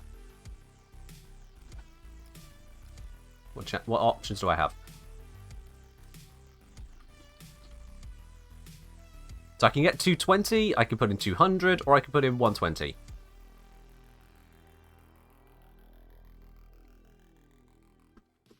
If I have something with 31% critical chance, that'd be pretty much perfect here. Grammar's 32. That'll do it. Gram's one worth investing into.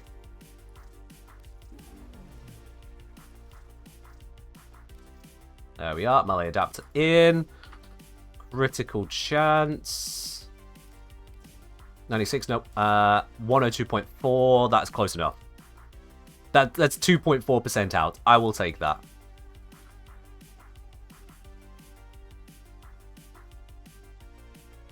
No idea what I did, but clearly there's so much for hot take it crashed your Twitch. No, that happens. That happens.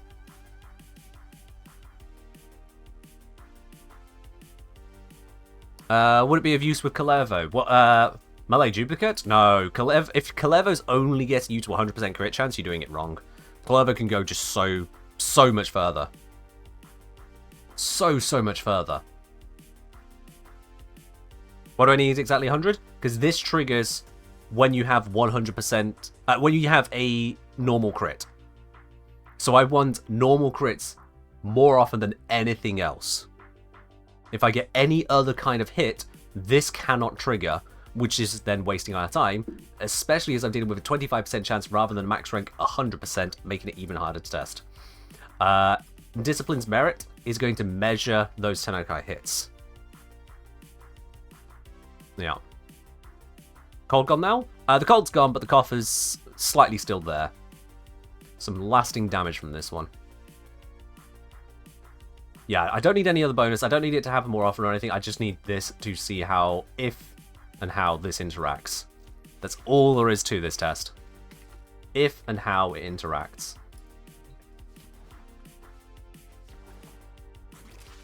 Let's see what happens.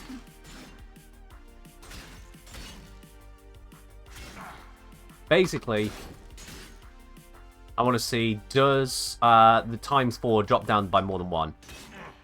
Because there I'm getting double hits. Am I getting... Yeah, I was getting some double hits there, and it definitely isn't... Definitely isn't doing it, no. So, yeah, there's no way to improve on the Tennokai activation. Not even the legendary Arcane improves on it, which would be a benefit for the Arcane. Doesn't even do that. So, yeah. Melee Duplicate really shouldn't be legendary, should it?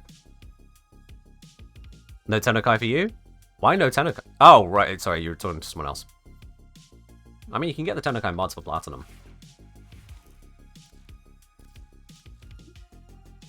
Just putting it out there. Yeah, the farm on it is kind of wild, but you get the base Tennokai just available from the quest anyway, which is worth at least investing into. If we go Tennokai, it's 100 Platinum for all of them. God knows what the trading values are on these either. That might bring it down. Let's see. Warframe Market. What are these going for? Discipline's Merit. I could buy from someone for 45 Platinum. Fucking hell. That's got to come down over time. Dreamer's Wrath, 60 Platinum. Master's Edge, 8 Platinum. That's a lot better. Master's Edge, however, is not a good one. That'll be why. Conditions Perfection is also not a good one. Opportunities Reach, 10 Platinum. Someone selling it for. Others, 18, 19, 20. It jumps up very quickly. So you could get that one from trading for less than a Warframe slot, quite frankly, currently. These two, much more expensive. They're also rare drops. This one is a very nice one. This one is nice, but it's not as nice as this one, I'd say. As much as this one theoretically gives you more, this one gives you tempo. That's huge.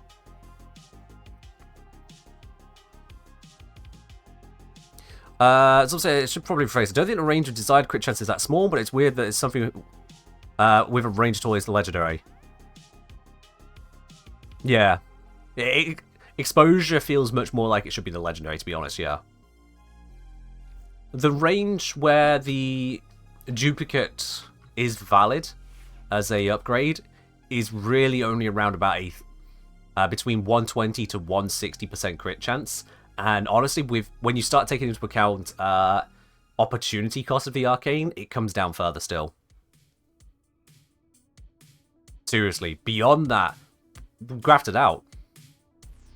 Either your weapon just has poor critical output, in which case, why are you using it?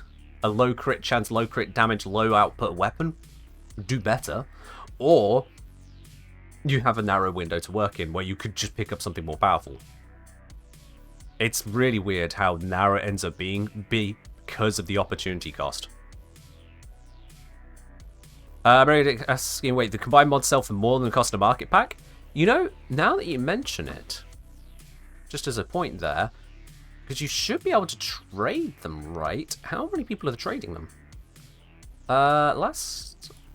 If I go rank 0 trades, I mean, it's speculative trading, but you might have some value there. No, I wouldn't recommend gambling on that. I wouldn't recommend it. Maybe you could make about 20 so plat per pack, maybe with the effort. There's better things you can do.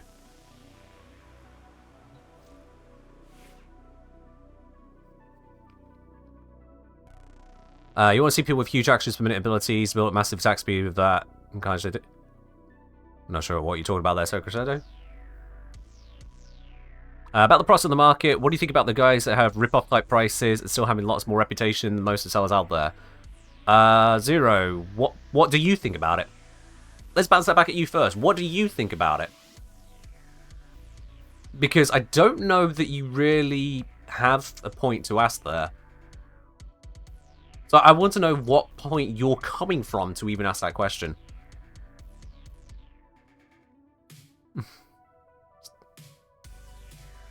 What do you think about it? So I say do it once, then buy it back once everyone else does it. I suppose, yeah, you could buy the set if you're able to trade the mods and then just, once the mods go down, buy them back again or something. Maybe. Maybe.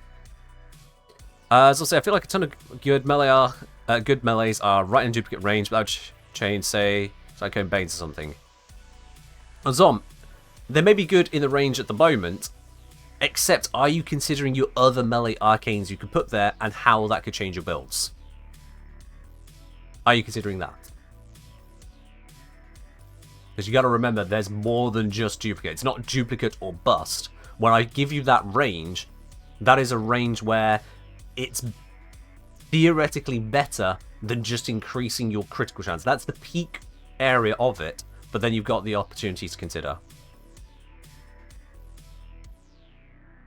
I mean, I am oversimplifying a bit because you can just, use duplicate and you're still getting a huge bonus. Like, if you get 100% critical chance exactly, this is doubling your output. That's a fact. At 140%, roughly, for decent crit weaponry, at 140%, you are typically getting your best output from this. So as much as it won't trigger as often, when it triggers, you are more like you are getting on average a better damage per second, is what I'm saying there. But a lower status per second. So that 100 to 140 range is kind of the sweet spot for this arcane in terms of critical chance. It's just you could go for other things. Rather than trying to fight for that crit chance. It's, again, just doesn't feel like a legendary. I'm not saying it's a bad arcane. I'm saying it doesn't feel like a legendary. A legendary feels to me like the kind of thing that goes, yeah, this just absolutely slaps. There are not other arcanes that come close to doing what this one is offering to you in terms of its output. Arcane Grace, the sheer passive healing on that is redonkulous. Arcane Energize, wherever it's gone. What that offers for you. A melee kill that's giving you health regen and armor at the same time. Those kinds of legendary outputs. Yeah, Aegis and Barrier do feel like they're the wrong way around. Aegis and Barrier are the wrong way around. No second Arcane on Lavos? I think I took it off for testing purposes and forgot. Yeah, no, actually I took it off during the stream for testing purposes to make sure I didn't accidentally put crit chance into things. Super new to the game, where does one get the Arcane? Which Arcane Raptor? I've talked about a lot of them. Different arcanes come from different locations. If you're talking about melee duplicate, that comes from the last quest in the game at the moment. Any of them? You might as well just ask me, where do I get the mod? If you say any of them, you basically just ask, where do I get the mod? Partly because arcanes are actually mods. They don't look like mods, but they are basically and functionally just mods that go in a differently shaped slot. So, yeah, the answer to where you get the arcanes is all over the place. Different arcanes, different places, different tiers of content. You can even get some arcanes as a pretty new player yourself. If you go to Duviri, you go to the circuit, pick whichever Warframe you want to pick. From this selection here, I would strongly recommend picking Ash. Very strongly recommend picking Ash. And look at that, if I get to tier 3, I get Arcane Ultimatum, which is not great. Well, no, actually, it works for Ash. So having one of those for Ash, not terrible. And then Arcane Momentum here at tier 9, which... no, you don't need that. Also, this... hold on. This is a nice setup for a new player here. Look at this. If a new player got this, they have absolutely scored. You got an Arcane that works with Ash. You got the Ash setup, Streamline, Split Chamber, and Seeking Shuriken. Ooh. That is a good score. No return. No, you don't need that. You definitely don't need that. But the rest of this, for a new player... honestly, that's a good setup right there. That is a good amount of payout. Like, especially the difficulty in getting your first Streamline and Split Chamber. Once you're a mid-tier player, you're like, oh, I picked up Streamline, did I? Okay, I'll put it on the pile. But for a new player, that's big. Circuit rewards are surprisingly decent. Well, that's the thing. Sometimes you get 3 really easy to farm frames, and you open up the random items, and the mods are crap tier. Or it might be like, hey, here's a bolt or blueprint. I didn't need a bolt or blueprint. But in this case, this was a very good roll, because I've seen some bad rolls. Like, imagine the arcanes are just this tier, the arcane momentums. So there you just go, no.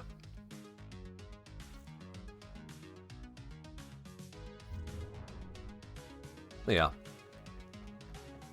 You know, I've actually looked into it. Was reading just grind campaign first.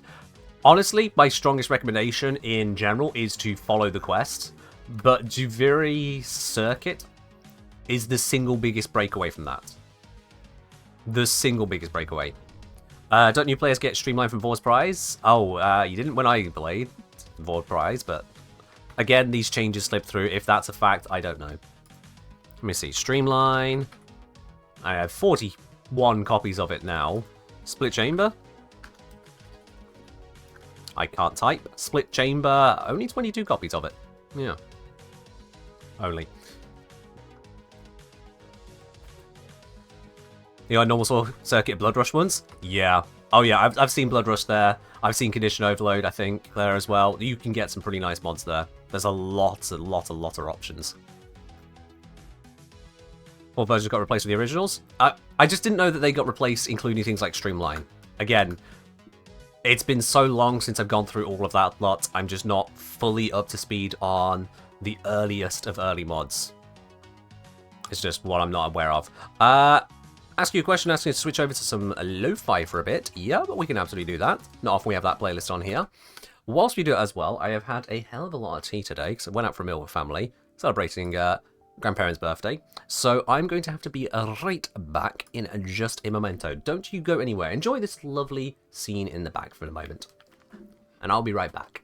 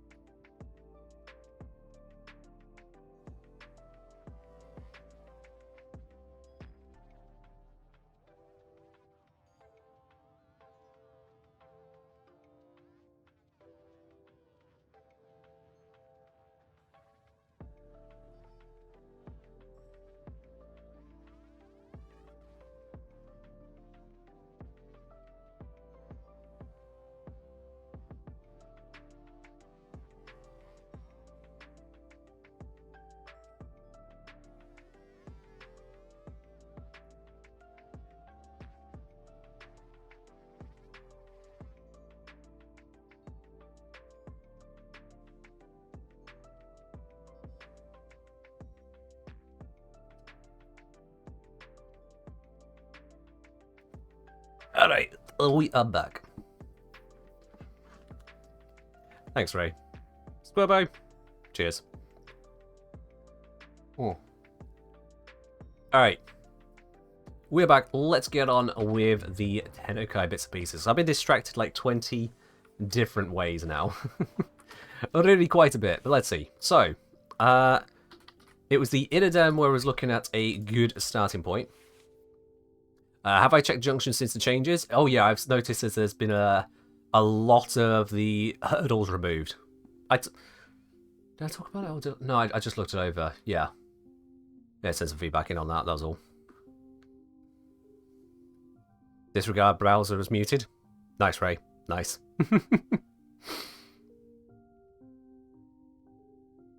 So, not a crescendo then. I mean, what crit chance would we end up with here? Let me just base value this. 22% is where it starts. So I'm on 39.7 with that.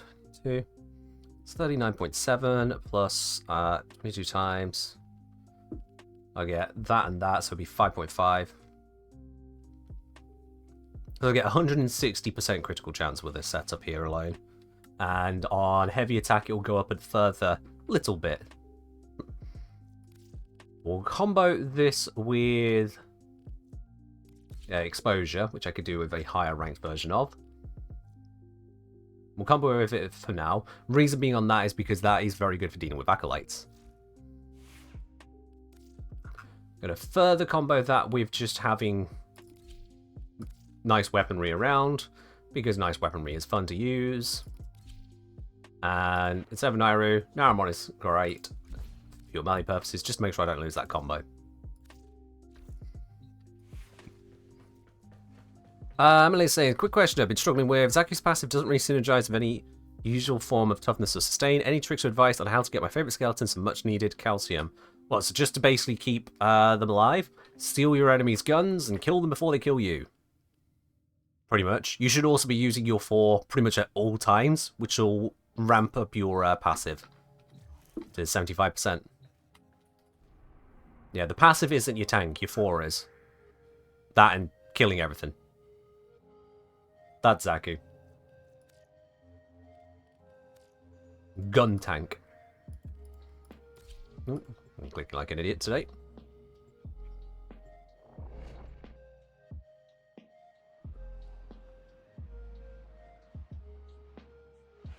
Okay then, let's get this popped. Music, and the enemy calls for a Mission start. Melee focus. Let's start casting abilities just because I can. Just give myself that quick bonus, why not? Oh, and burn everything in the process.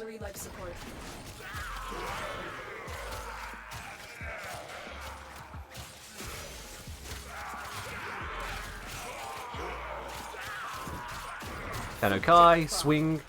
Oh, hi subject. That immediately died. Walked straight into it, murdered it. I think I just saw 1.5 million damage there. That was nice.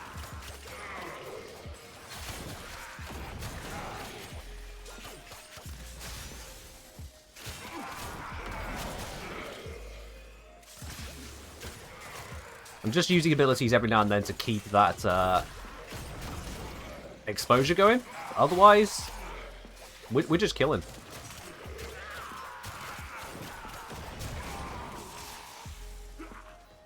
I think if I just use it every other Tennokai...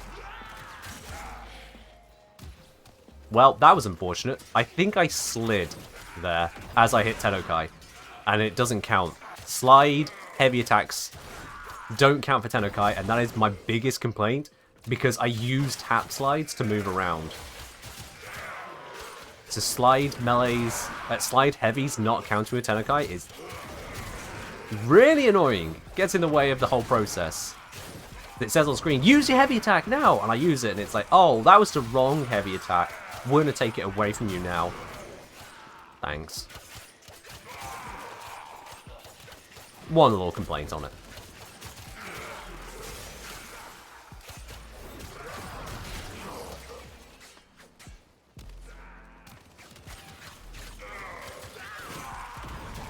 But yeah, this is very evidently effective as all hell, isn't it?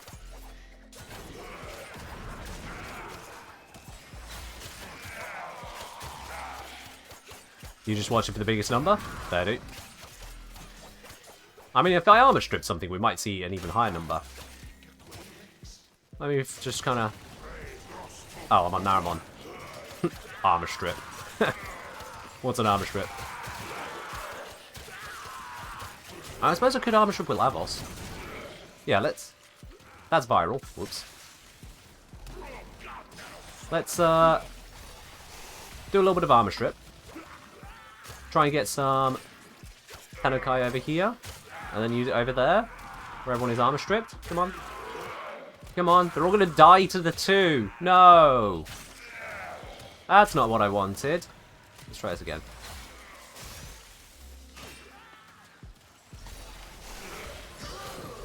Alright, there we are. Okay, I didn't... None of them were the armor stripped ones. 4.7 million. From the dagger. 4.7 million. I mean, that's a bit, you know? We Baron always collect our debts. Yeah, I'm armor stripping for that, but it's killing. Hey, Perrins. How you doing? Long time no see, you idiots. Where are they?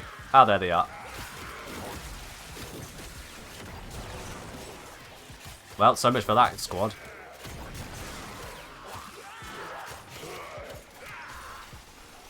Yeah, being able to full armor strip with Lavos is real nice. It's real nice. Thoughts on Civic outside of Gloom? Very expensive to invest in, and I'll be honest, a little bit clunky to use. Not my favourite to go to. Not my favourite. I just don't really enjoy Gloom as an ability overall. I never have. Not sure why. I just haven't enjoyed it. Pair of 2 millions, nice. Because I know how strong it is, and I know how to use it, I just don't enjoy it.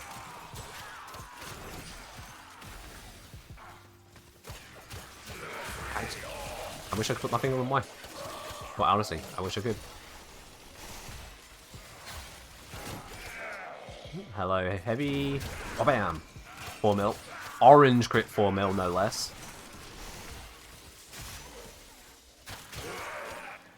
Come on, Tennokai. There we go. 10 million orange crit right there. Woo!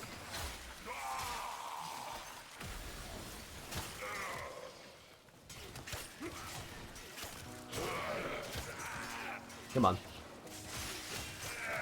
Come on. Come on.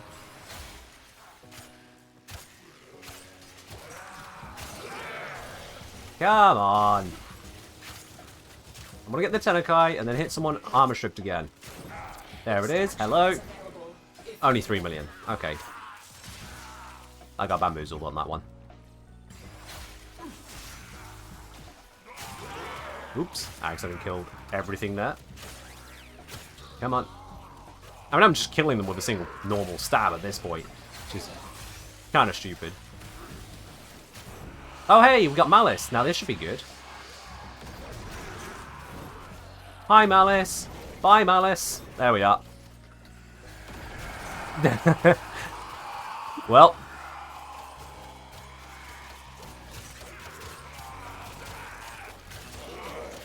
Yeah, occasionally I'm getting headshot heavy attacks on an armor-stripped enemy using a Tennokai in a dem heavy attack. It kind of go burr. I got him mid-cast there.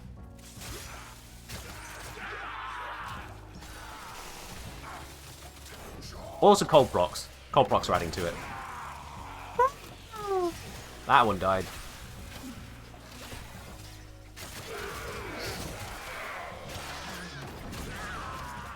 So yeah, even the hits which are only like... Oh wow, was that a normal hit of 1.7 million? Surely not. No, I must have seen that one. But even the hits of hundreds of thousands are still more than enough to kill, because if they survive... slash procs. The second hit, I think it's just the second hit, but the second hit from the heavy attack is a slash proc. So they just perish.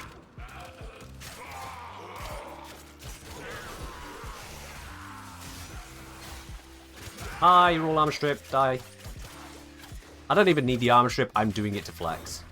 Am I missing this guy something? I think I was just missing that guy.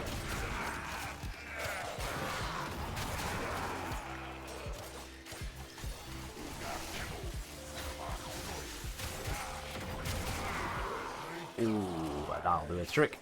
So yeah, I'd say this Tennokai stuff kind of, you know, gives you a whole bunch of additional damage. And also it's brilliant for the Incarna melees, because it activates Incarna mode when the conditions are met, without spending your combo. And that's just so bloody beautiful. It was one of the biggest downfalls of the entire Incarna melee situation, is that you had to spend your combo. And now you don't. I slid again. I slid, I hit crouch when I did the freaking Tennokai attack and it doesn't count. Please, DE. Please. Please. I want my tap mobility that you take away from me when I have to Tennokai. I have to... Ah!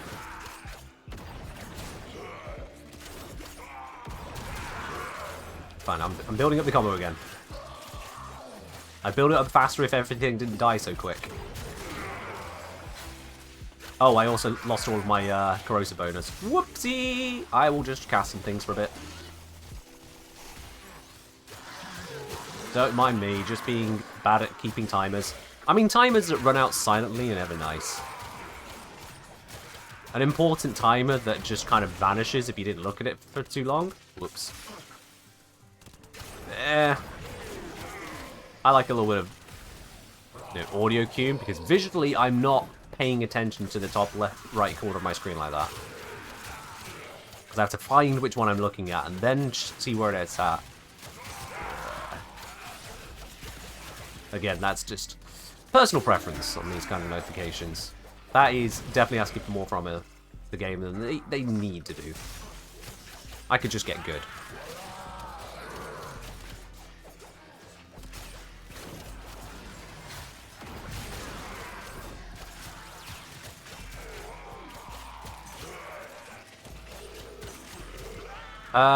Racing, mostly upset that the Tennokai system is locked behind latest update and mod unlocks.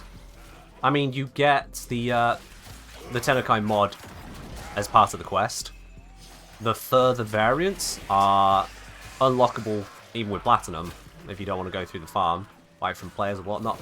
Oh, did I just throw away my combo? Fuck. Again!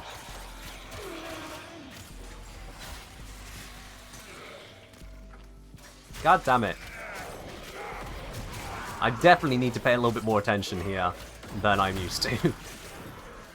While streaming at the very least. If I'm just playing the game, I'm not watching chat and trying to respond to people and think about things which are not what's happening on my screen. So it's never an issue, I'll be honest there. When I'm streaming, now it's trying to see, okay, whose message and what are they on about? Ray is upset that he has to complete the game to access the game. Ray, quite frankly, play the goddamn game already, mate. Like, you are the last person allowed to complain about requirements in this game. You really are the last person. Because you actively choose not to do them. That's your problem. Oh fuck, I was too late on the Tennokai.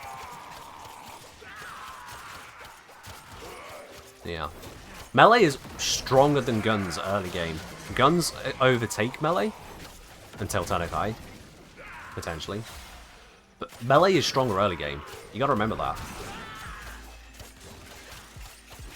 Guns have all the reloading issues, the mods are stronger, but it means without the mods you're weaker.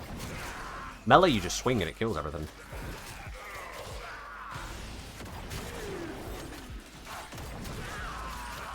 And this guy's shield just stopped for a moment. Nuts. Oops, I let all my corrosive go again.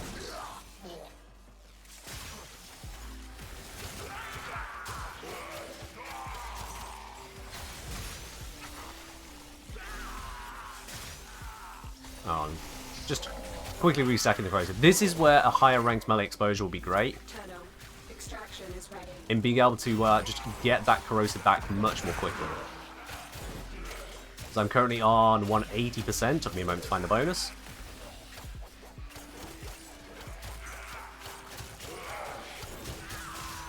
To 20%, now I'm at the 240.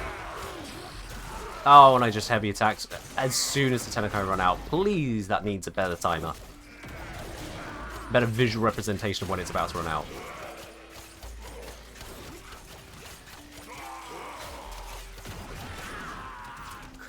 Feels like a dumb question, but never built any of the first-gen incarnates, should I? They certainly seem popular. Oh yeah, the Praetos is basically just the Chronon Prime. Hello, electric. Slightly tweaked. In various ways, slightly tweaked. But it's basically as strong as the Chronon Prime, which is a very, very beloved Prime weapon. And then the Inodem, which is what I'm using right here, is just stonks. Without a question, the best dagger you can access before you get to the shenanigans with the ceramic dagger incarnate. It's just strong. Oh my god. Okay. I really want a timer on that Tennokai. That's pissed me off now 5 times. I've either slid or the Tennokai has just run out. Oh, I'm down this way. That's annoying me. Again, if I wasn't streaming, it wouldn't be half the issue it is. but because my attention is distracted from the one thing in the middle of my screen, I lost it 5 times there. That's just... You exist to strike. You strike to win. The lesson ends. Crusader say, also we can say guns be stronger later. Either I'm just getting figure melee, or I'm not at the point of good guns, because it feels like can't make ranged work at all. What tier are you at, Crescendo? What missions are you struggling with your guns on, where your melees are just fine? Where are you at? Ray, feels like Tennokai should be built into the melee system rather than needing mods to use it. Honestly, Ray, that can go any which way. It's a design decision. You could disagree with it, but that's, at that point, just an opinion. So I'm just going to leave that one there.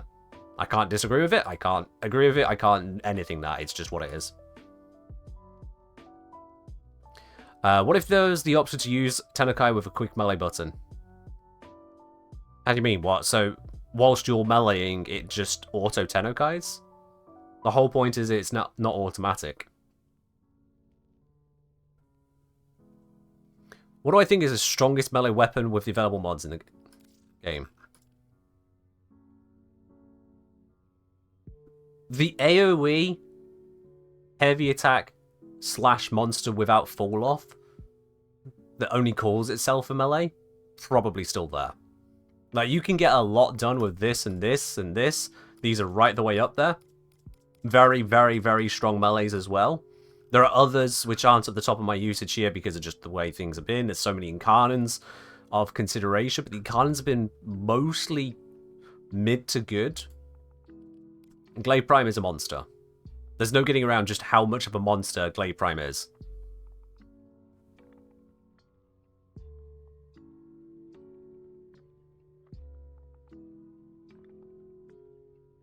There's a reason Glaive Prime is 400 plat. Well, that and it's been vaulted for far too long. Do you seriously bring it the hell back?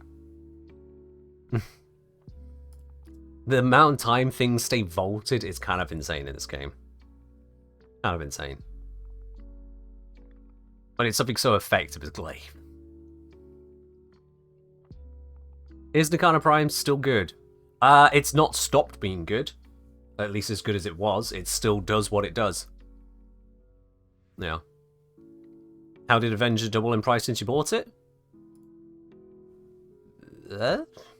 Is that an actual question, Zom? Have a look at the graph, see what's happening with it. Blade Prime's a landmine filled with razor blades that you fling like a frisbee.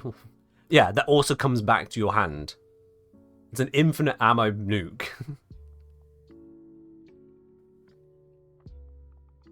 Could I quickly show the Glaive build? Sure. I have a all-rounder setup. Because it's so strong, it gets away with an all-rounder setup. I've got no arcane on it at this point in time, no Exilus unlock on it at this point in time, and it still slaps. So Prime Fever Strike here, this means that for shielded enemies, I bypass the shield gate.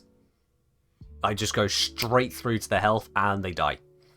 I've got Life Strike on here, because it's constantly a heavy attack weapon, might as well get the healing from it. And then the rest of it is just heavy attack stuff, which kills things dead. They just perish. Do not pass go, do not collect any amount of health. You just die.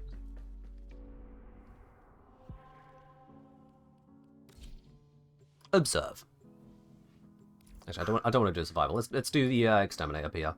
Nice high level exterminate. Why not?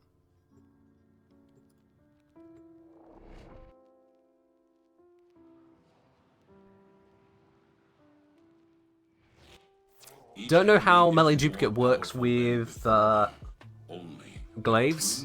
Grumpy Pants, just putting it out there. Also, don't forget the heavy attack doubling the effect. Well, he died. Well, that's a butcher, that doesn't count.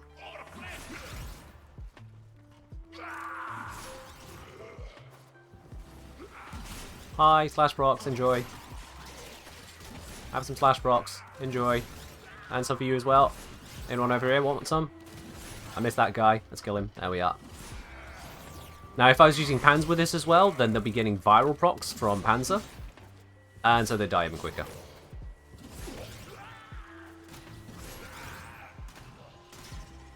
How did I miss you in all of that? Well, I didn't that time.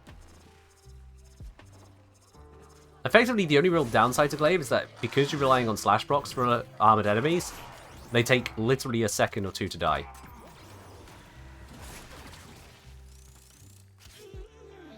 But only a two.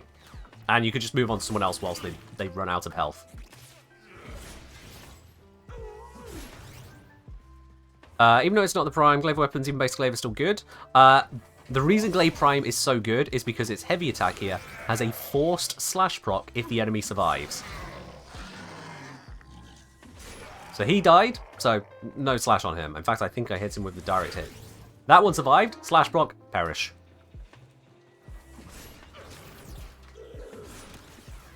As also, my prediction about lower tier arcanes becoming more expensive came true. Oh, it wasn't a prediction, it was a guarantee. Absolutely a guarantee. Because all the really cheap arcanes would be bought up, melted down, and recycled, functionally. It added value to them.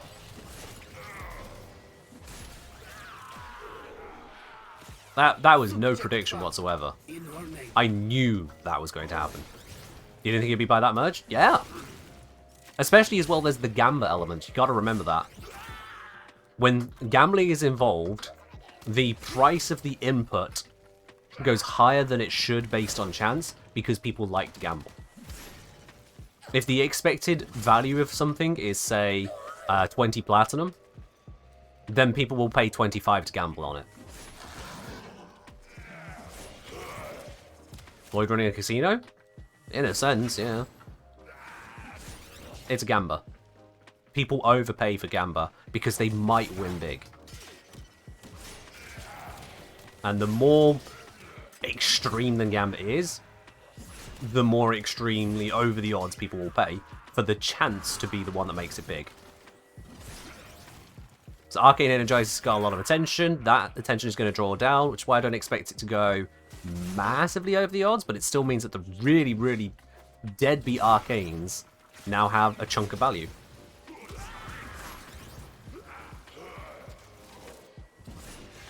Yeah, this is why Glaive Prime is so ridiculous.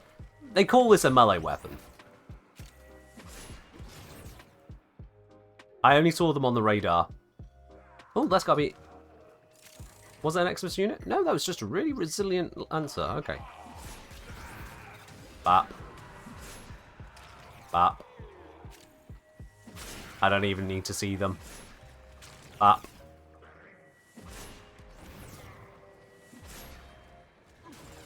Yeah, with a max rank duplicate, Glaive might really appreciate that.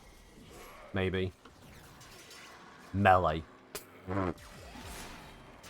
Melee, they call it. Well, Xmas holding on. This isn't maxed out damage output, as I say. Oh, let me just roll out of that, thank you. Perish. Bye!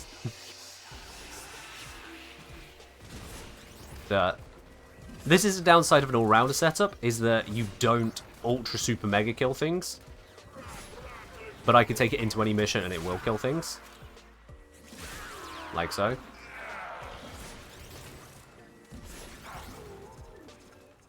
Well, you can see this is just a prime weapon. No incarnants. No major effort to utilize it. Just lob things in the general direction of enemies. And this has been nerfed. This is its in nerfed state. Where it takes even longer to throw. Did I put Avenger back on? I can't remember. I mean, I'm currently not taking enough hits for it to proc, so I won't know. Oh, the waypoints here are annoying. Ugh. Hi, everyone in here. Do you want to die? Okay, cool. Thanks.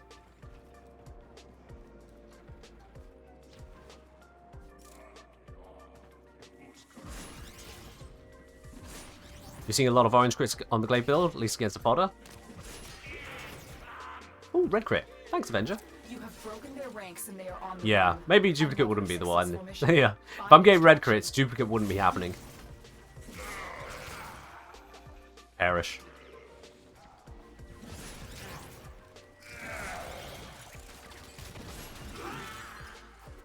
Those red crits specifically when Avenger had procced. Which is why I use it. It's strong. If they were to give a glaive and Incarnon, which one do you think they would do? Oh, I don't know that they would Incarnon a glaive, to be quite honest. Yes, right, it is. That's why I said thanks, Avenger. I don't know if they would Incarnon a glaive. Kestrel, maybe? Yeah. I mean, the Kestrel is in a bad spot. It's trash tier, so that would fit for an Incarnon, wouldn't it? Yeah, Kestrel. Especially because they could make the Incarnon style of it, like, look even more like a wing. Yeah, Ray, you're on a delay. I mean, Twitch always has a delay, but even more so at times. Once upon a time, I had the chat up on stream, so you could see your messages, and then you could tell, oh, look, my message appears to have popped up on stream like 20 seconds after I sent it. I've got a massive delay. It's not worth it. Not worth it for the kind of messages that are sometimes being sent that I would not want on my broadcast, quite frankly. Do I have a Mag Prime build video? I do not know. Mekil, you can check out my catalogue on my website, !catalogue, for a link to that. It's easier than searching through YouTube search at times to just see, oh, have you actually done something or not? Because sometimes YouTube search does hide my stuff. It hides anything. Sometimes the search is just stupid. I don't know why. I remember when we investigated this on the Discord, I searched for Kengineer Tenora Guide. I think it was Kengineer Tenora Guide. Now, if you were to search for Kengineer Tenora Guide, what do you think would be the first video that would pop up? Surely, with those 3 keywords, what would be the first video that would pop up? You would expect, at minimum, a Kengineer Guide or Kengineer Tenora video, something that uses multiple words there, preferably all 3 words, because why else are we putting all 3 words in the search? But here's the thing. The first option wasn't my video, nor the second, nor the third, nor the fourth. In fact, going by just search results alone, not counting YouTube's insertions of, oh, maybe you're just interested in these unrelated items, I went through 250 videos, and it still hadn't brought up mine in that search. I counted. 250. I was down to the point of having a mix of things like tenor singers. It just took Tenora, took off the A and went, yep, let's get a video about this. What does guide mean? What does Kengineer mean? That doesn't matter. I even had political videos from India popping up at this point, which has zero relation to me as a viewer anyway, let alone the search. Now, YouTube search isn't completely useless, but it does mean that from time to time, it's going to be a problem. Just a problem. So if you do encounter a problem, if you're not sure if YouTube search is bullying you, check the catalogue. The catalogue has the list of everything worth finding. Emphasis on worth. You just Google anything you want to watch on YouTube now? I mean, YouTube search and Google search are functionally the same. Near enough. Yeah, the reason YouTube gives you 5 real results and then related results immediately below it is because they know that if it's not in the top 5 results, there's a good chance you're not going to find what you're looking for with that search. So if you've scrolled down past those first 5, they're going to instead try and entice you with things you may not have noticed are live that you could be interested in because they know people get distracted. And a distracted person will then watch that other video and then think, hang on, wait, why did I come to YouTube again? Oh, right, it was that search. And then they go back to looking for the video they actually wanted. So it keeps you on the platform. That's why YouTube does it. YouTube search is not useless, just the AI being dumb. I wouldn't credit it with being an AI. Algorithm, yes, but those are 2 separate things. Yeah, that's the reason YouTube puts suggested videos, just general unsearch related ones in the search. If you've gone past the first few options, which it says, look, these are probably what you want from that search, you're more likely to leave if it doesn't give you something worthwhile in general at that point. It knows the search has failed. By option 6, the search has failed functionally. That's why there's the recommendations instead. and people fall for it. They wouldn't put it there if people didn't get enticed by that kind of thing. In fact, you know what? Let's have a look. What weird searches have led to people being on my channel in the last few days? I'm actually kind of curious about this because I've looked at it before now, and it leads to all kinds of weird searches that lead to here. Here being the YouTube channel, as I'm saying. Let me see. So that would be... Oh, UI bug. I think it's in the research tab. Nope. They changed that tab. Oh, come on. Come on, YouTube. Where'd you put it? I'm going to have to change screens around here a sec.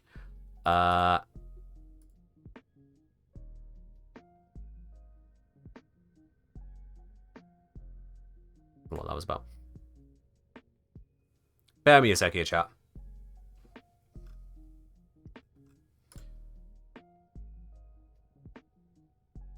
Searches. I'm searching for searches. The irony is not lost on me.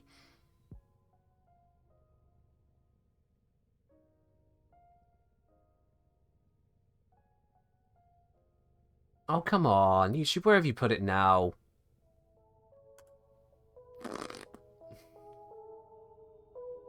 They have so many metrics which just really don't matter that trying to find the one you do want is just buried.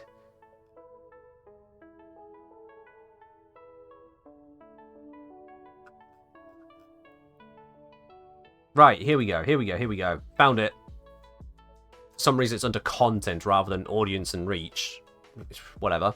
Okay, so in the last 28 days, I wonder if you can guess what single word in the last 28 days led to the most views by search. What single word do you think has led to the most views by search?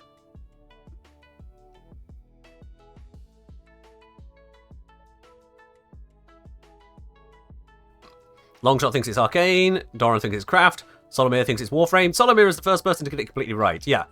Why would it be anything other than Warframe? If you thought anything other than Warframe, you're not thinking. Got ya. Yeah, just Warframe. And in fact, I can tell you in the last 28 days, the last 4 weeks, 5,000 people searched the word Warframe, just Warframe, saw one of my videos and clicked onto it. 5,000 people. They didn't care what Warframe. They were just like, what's happening in Warframe?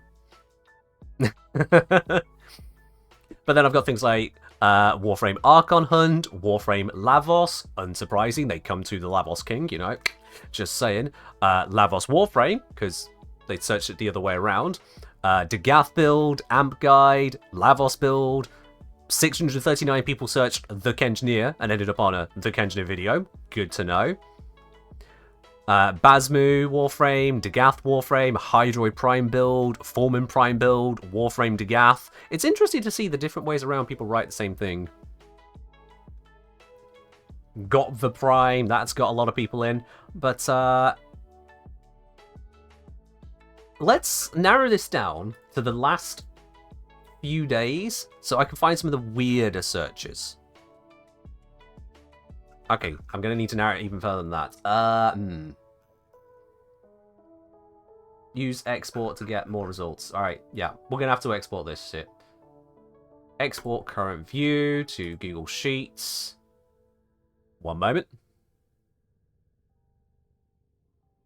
Here we go. Right, let's get into some of the weirder searches that had led to stuff. There's Warframe Wisp Guide. I don't have a Wisp Guide, but whatever people were searching for, they were happy with it because that led to a massive amount of viewer time on average.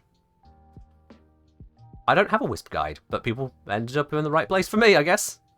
Do you know when we're getting drops again? I don't get told when we will eventually get drops. I get the announcement when you do. Do I have a Wisp Guide? I don't have a Wisp Guide, do I? No.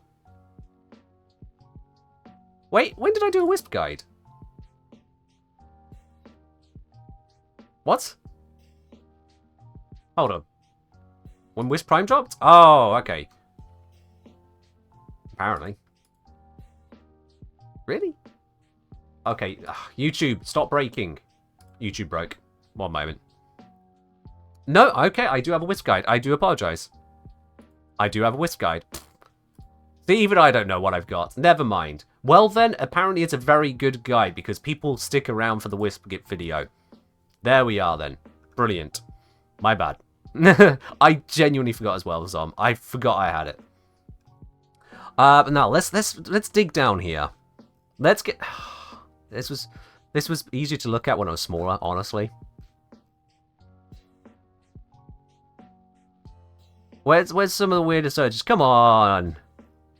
I've done too many videos. I need to quit YouTube. There's too many good searches here that make sense to lead here. Who's searching the Kengineer as two separate words? What? Whatever. Whatever. Fine. Never mind that it's always one word. Fine. Autocorrect on mobile? How would it autocorrect to Kengineer though? No. Yeah.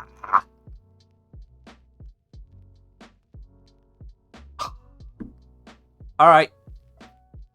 If I go by whole channel, apparently it's no longer as interesting as it used to be. My channel has gotten far too good. I'm going to say, my channel has gotten far too good. So I'm just going to look at the recent video then. Let's narrow this down. Let's narrow this down to how people got to the most recent video. What search is there? This should be better.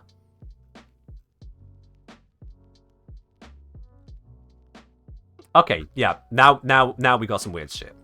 Now we got some weird shit. So, most recent video, the Netracell drops. If you haven't watched the video, what are you doing? Quite frankly. But here's the thing. Here! Oh my god! Wait, are they here? Kengineer. Thanks, Ray. Over 1,000 people just searched Warframe, saw the video on Netracell drops, and went into the video. So that's brilliant. That's exactly what I'm looking for. But here are some other searches that got people to click on that video. 3 people searched one word, Brozyme. 3 people searched the word Brozyme and decided to actually watch my video instead. Another 3 people searched Destiny 2 and then watched my video instead. Okay. Alright, sure. 2 people, 2 different people searched Skyrim Retrospective. Understandably, on clicking into my video, they immediately left. Sure, yeah, I think they found themselves in a very wrong spot. they were definitely in the wrong spot. I'm going to have to use Google Translate on this word because I can't read it. Someone search... Oh! Warframe, but in Russian. Yeah, fair enough. That makes sense. Okay. And that explains why they were happy to click on the video and watched it. Got it. One person searched Asmongold and then watched my entire video. They didn't pause the whole way through. They watched the entire thing start to finish. Take that, Asmongold. Someone searched Be Kind and watched the video for a bit. Another Borderlands 2. Another Hammy Cakes.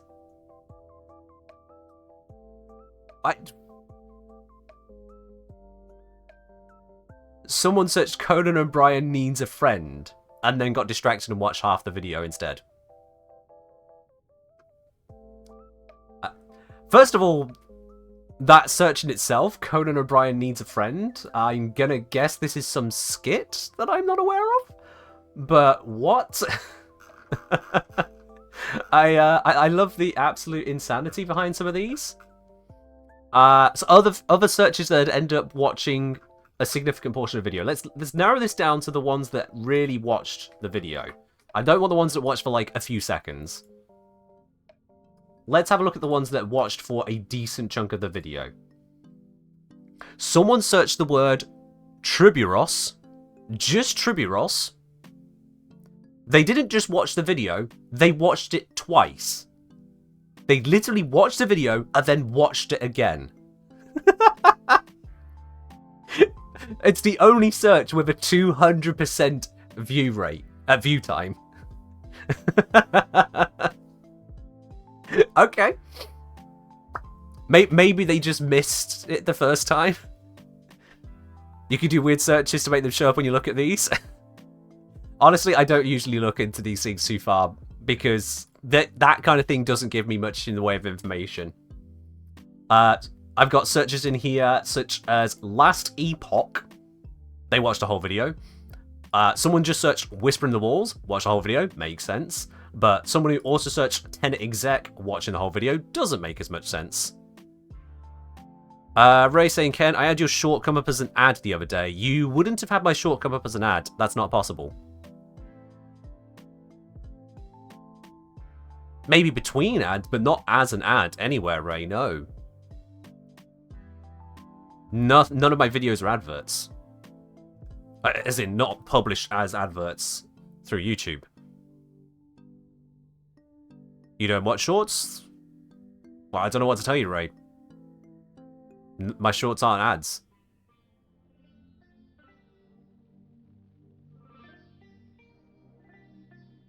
You mean suggested? I mean, Ray might have meant that, but that's not what Ray said. But yeah, other things people have searched that ended up watching that video on the Netracell drops and how long it can take to get the bits and pieces. Binging with Babish. Watched the whole video. Water-cooled PS5. Watched the whole video. Nightmare Frame. Watched the whole video. Not Nightmare Frame themselves, maybe they did, but someone searched Nightmare Frame and then watched mine instead. Yay. Sorry. Movie reaction. Some people really do get distracted, like me right now, doing all this rather than Tennokai. Lex Incarnon, Sidemen, Scarlet Spear, Kurzgesagt in a nutshell. Look, I know I have a nice voice, I've been told it many times, but I am not Kurzgesagt. I sound nothing like them. This isn't Warframe Kurzgesagt. That's not how this works, no.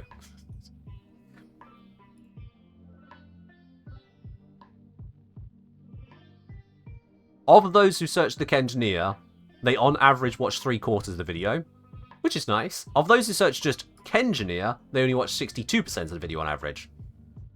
I see, I'm seeing, learning a thing about the kind of people who are watching. Got it. Got it. You're trying to spare me from the melee system? Fair enough. ADHD to be real AF? Oh, I should probably fix that at some point. Yeah, it's a bit askew. Anyway, now you want to make a Babish... you want Babish to make a Warframe theme video? I have no idea what Babish even is. Or if it's pronounced Babish or Babish, I genuinely don't know. Nor does the person who searched Semblance of Sanity and then decided to watch my video instead know. So yeah. YouTube analytics, it do be a thing. Searches lead to all kinds of stuff. People do get very easily distracted on the internet, believe it or not. A significant chunk of my search views come from people who are searching for something other than what they just watched. It's just reality. A lot of people just happily get distracted. Babish makes food videos? That'll be why I have no idea then. Fair enough then. I don't watch that kind of thing. Don't we usually try to blow up the universe once every 3 weeks? Because it's about the same frequency? Oh, no. Sure. Is Forming Prime a good primary? Well, this thing right here? Hell yeah. It's not S tier, but it is a good primary. The only downside is you're going to need to invest. You're going to need to invest. Look at that. Polarity, polarity, polarity, polarity, polarity, polarity, polarity, polarity. Bop, bop, bop, bop, bop, bop, bop, bop. 6 former in this weapon. That ain't cheap. But it works. It works. Shovel weapon usage stats? Yeah. Yeah. Most used weapon, Fullman, before the Prime came out, 40.6%. Glade Prime, 30.5%. This I just had an amazing ribbon for. Doesn't count. Yeah. Is it worth buying the Arcane from the clan event to sell them months later? Worth it against what? How are we defining worth? For me to answer that question. You'll have to decide worth to yourself, quite frankly. It's an individual personalized thing. I can't tell you if it's worth it. Is it worth buying the arcanes? Well, you've already got the resource. Is it worth farming the resource to get the arcanes? Depends. How quickly can you get it? Do you enjoy farming the resource? What are the other ways you're going to get the arcanes? Which arcanes do you want? The detail isn't there for me to give you that information. And once you've thought about the detail, you'll have the answer yourself without me. Also, I need to just quickly pick this up because I remember we've unlocked that now. Yay! There we are. Yeah, the market is completely volatile. You're not going to get accurate information from that either, so speculation is speculation. Your investments may go up or down depending on market fluctuations. Therefore, your capital is at risk. Invest wisely. Oh, I need to shove this into the helmet as well. I'm getting distracted by 20,000 things because I'm not a biggest fan of melee overall, especially when it tries to go wrong and I slide and it takes it away from me.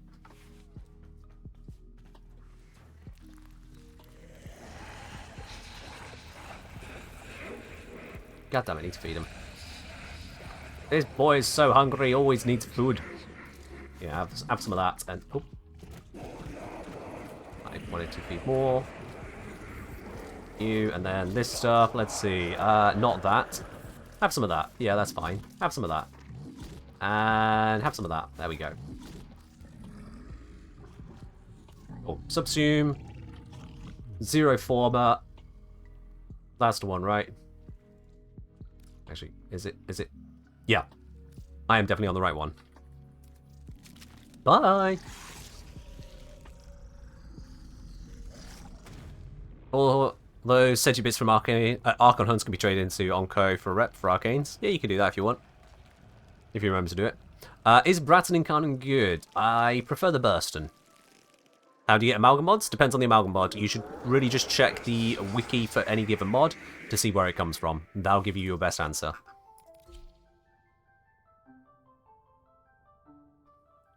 Because Smooth is giving you only a partial answer.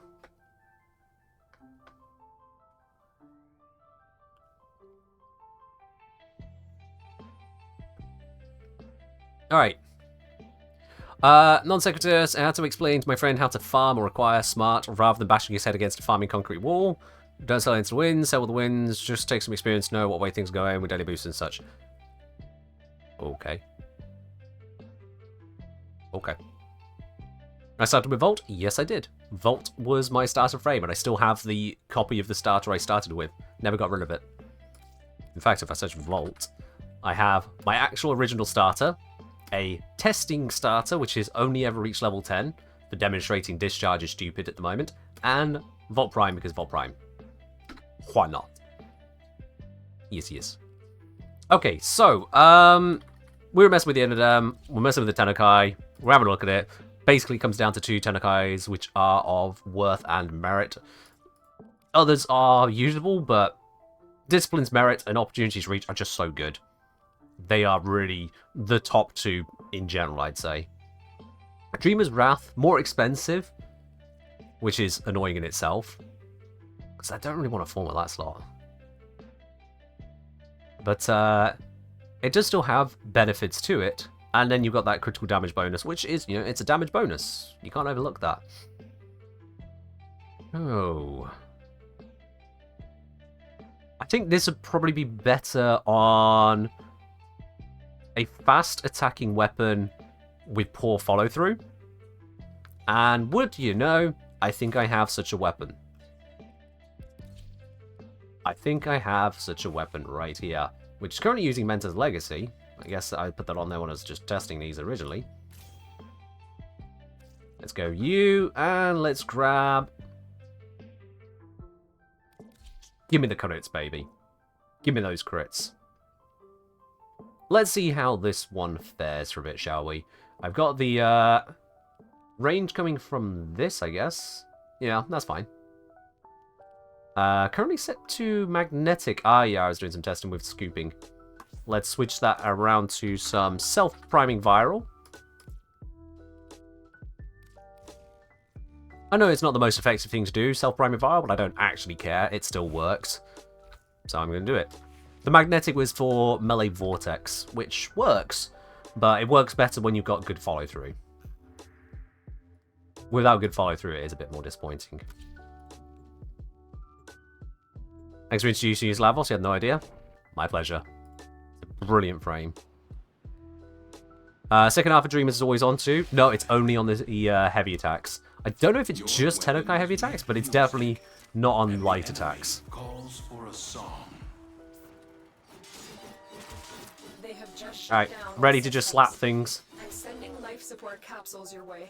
Yeah!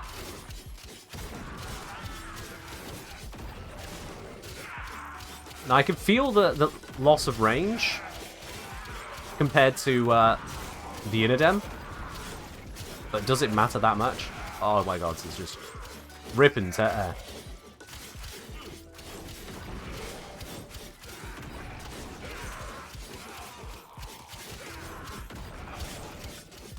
The damage is beautiful, isn't it? I will say this weapon does really screw with my vision of what's actually going on, though. Certainly when you get so up in the face of the enemies as well, that they take up your screen, it's just... I'm pointing in the direction of enemies and hoping they die. Which, a lot of the time they do. That's grand. But yeah.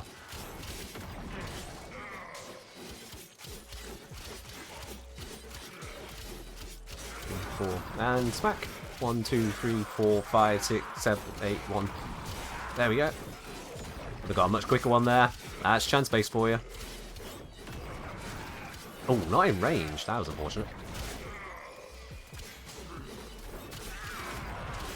Yeah, not having that range, you can really feel it. Because as well, the range and duration of the window is on the same mods. You don't really have the time to get to them. Look how quickly that's gone. If I wanted to get to a different group to use it on, it's like, okay, let's go over here, and oh, it's gone. It's a very short window.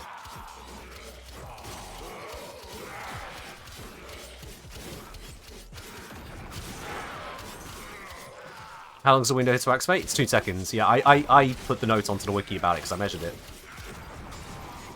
I'm literally the one who put that note there.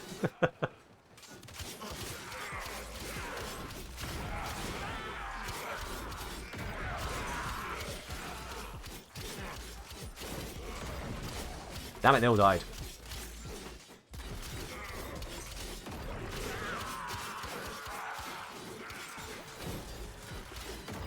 Smack. But yeah, we're getting a decent output from the weapon. I mean, the life support is perfectly fine at the moment. We'll see how it continues, but for now, macking. And I'm not even using any abilities. Not Raw, not Eclipse, nothing to buff this up. This is pure weapon power right here. And Arcane Avenger. Can't be ignoring Arcane Avenger. Can you one-tap Acolytes with this? This isn't a corrosive setup, so I doubt it. But we'll see when one spawns what happens. Acolytes are very, very vulnerable to corrosive, and quite resistant to basically everything else because of the way their damage adaptation works, or attenuation I should say, works. I don't know if this will one-tap them, but we will see shortly.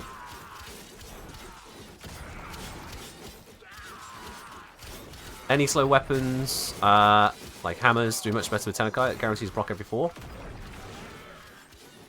I've not done much in the way of testing with hammers as yet. The guaranteeing every 4 is just great in general, though, because it gives you that tempo, that guarantee as to when to press it. Hi there, where are you, where are you, where are you, where are you? Well, the Tennokai's gone. Trying to figure out where the feck he spawned without accidentally killing him just around me. Yeah, that's not a one-shot. He's bleeding. He's bleeding, but that one a one-shot. And now Tennokai's not proccing. There it is. Yeah, no, that's definitely no one-shot category with this setup.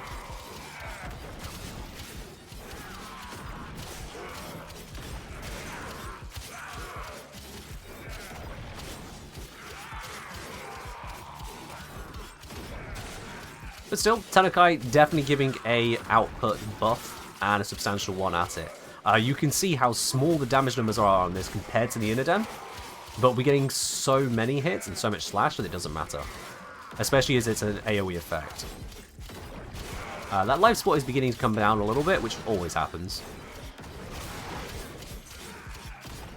It starts off seeming like it'll be good, and then the enemies just start getting into weird patterns and stronger ones spawn, and then the life support begins to struggle a little bit. Pretty much unless you use the most overpowered weaponry, that happens. Does Tennokai work on glaives? To what extent will be hard to say, because glaives you just want to throw them. Tennokai activates on light attacks, not heavy attacks, but you want a heavy attack with glaives, so it doesn't really matter. When you are ready, go to extraction.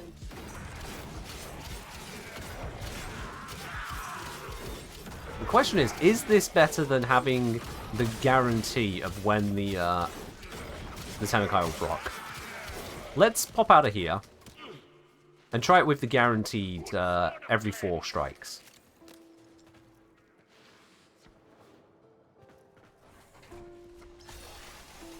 Let's give that a whirl a sec. Oh, according to Fever Frenzy, that was my first ability cast this entire mission. Eh. They fought well. Good deaths all. When the why is plain as day, the how tends to get done. Alright. Your dual carries Prime, you use Nikana Prime, but dual swords are a beast. Fair do. Alright.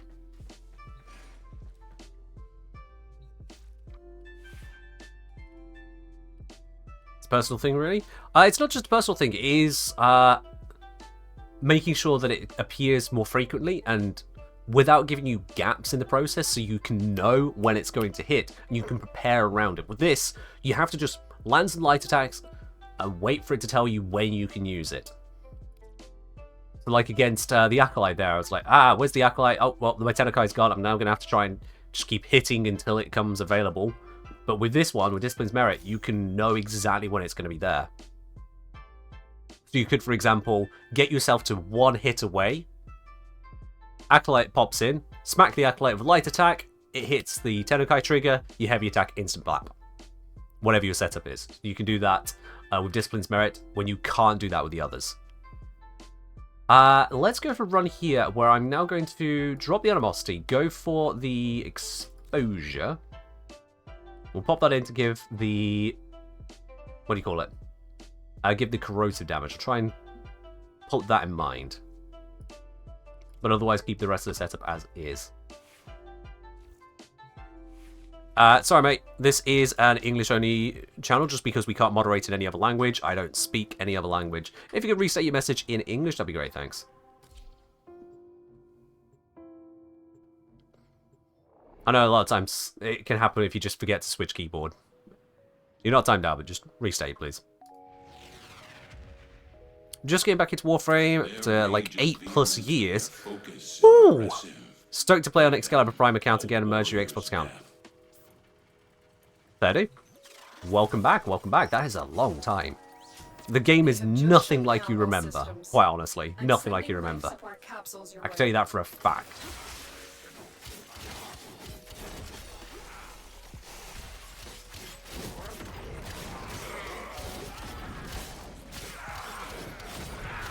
Oh god, the flow on that, knowing that I can feel the tempo difference. It's just so reliable.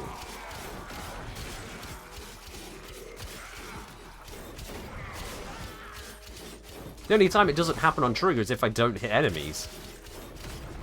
Which, you know, you shouldn't be missing. Ideally.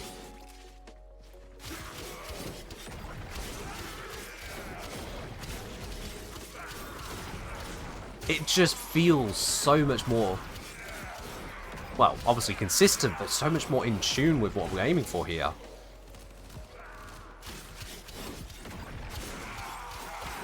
Could we math out how likely you are to have Tennokai in 1, 2, 3, 4? Sure, we could do some combinatorics after this one. Oh, interesting note. I'm going to activate the Tennokai and then... Okay, so the counter counts the next Tennokai even whilst the Tennokai window is open. So if I overhit a little bit and then attack, the next Tennokai has already started counting in. Interesting. So it's actually forgiving as well. You're at most 4 hits away. But if you've done an extra hit, it's fine. You're now at 3 hits away after the Tennokai. That makes it even better, honestly. Because with the chance base, well, it doesn't matter if the chance re-triggers whilst your Tennokai window is open. You just get the Tennokai window. But this is allowing you to make progress during the window of opportunity. That's even better. That explains why it feels just so smooth compared to the other one. It's beating the odds entirely. That's grand. Yeah, this is the best Tennokai mod. I'm just saying it now. This is the best Tennokai mod. The range and window is nice, and certainly works very well for weapons with a very good follow-through. But this one's just the best one because it's just so freaking frequent and reliable. You don't get duds. You'll never ever be wailing on enemy for more than 4 hits before you get it, and often less.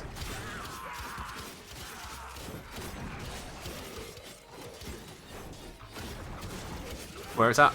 Just don't slide? Yeah, just don't slide. Look at that there. I missed the window because I didn't use it, and then immediately had a window back again. Because it's always counting.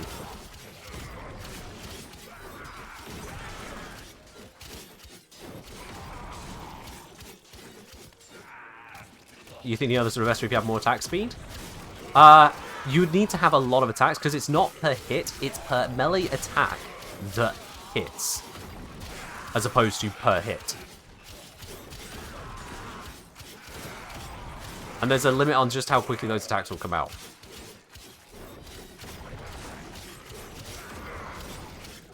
Not to mention, investing in attack speed is an opportunity cost. An opportunity you could spend elsewhere.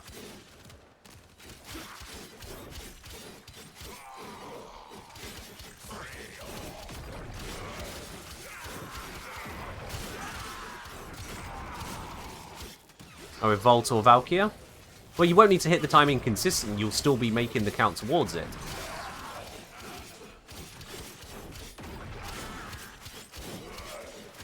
You can put Tennokai on Exalted? Hadn't tried, I'll be honest with you. That's something we do need to try. But this is without any actual buffs. I've even forgotten to use the corrosive buff. Whoops. Need to get that running.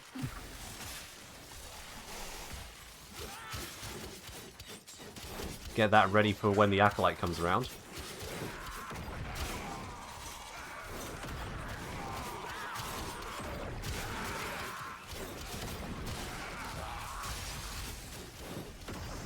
Speaking of Acolyte, here he comes. Where is he at? Alright, yeah, that's corrosive for you. Extraction is ready. That's corrosive. Bye, mate. Who needs the extra crit damage? It's all in the corrosive. Let's go now. That was with no ability buffs whatsoever. That was all on Arcane Avenger and then just Cronin, modded to the 9s. Guy went by. Guy went by. As you conquer the foe, so you conquer yourself. Penance is quite nice with the Tennokai. Oh, yeah. Penance with it is loving it, because that was the biggest downside for the Penance, is that you have to spend your combo to get the bonus for any reasonable amount of time. You have to make this weird hybrid setup, which just wasn't worth it. Now, free. Just smash into everything. Brilliant. It's brilliant.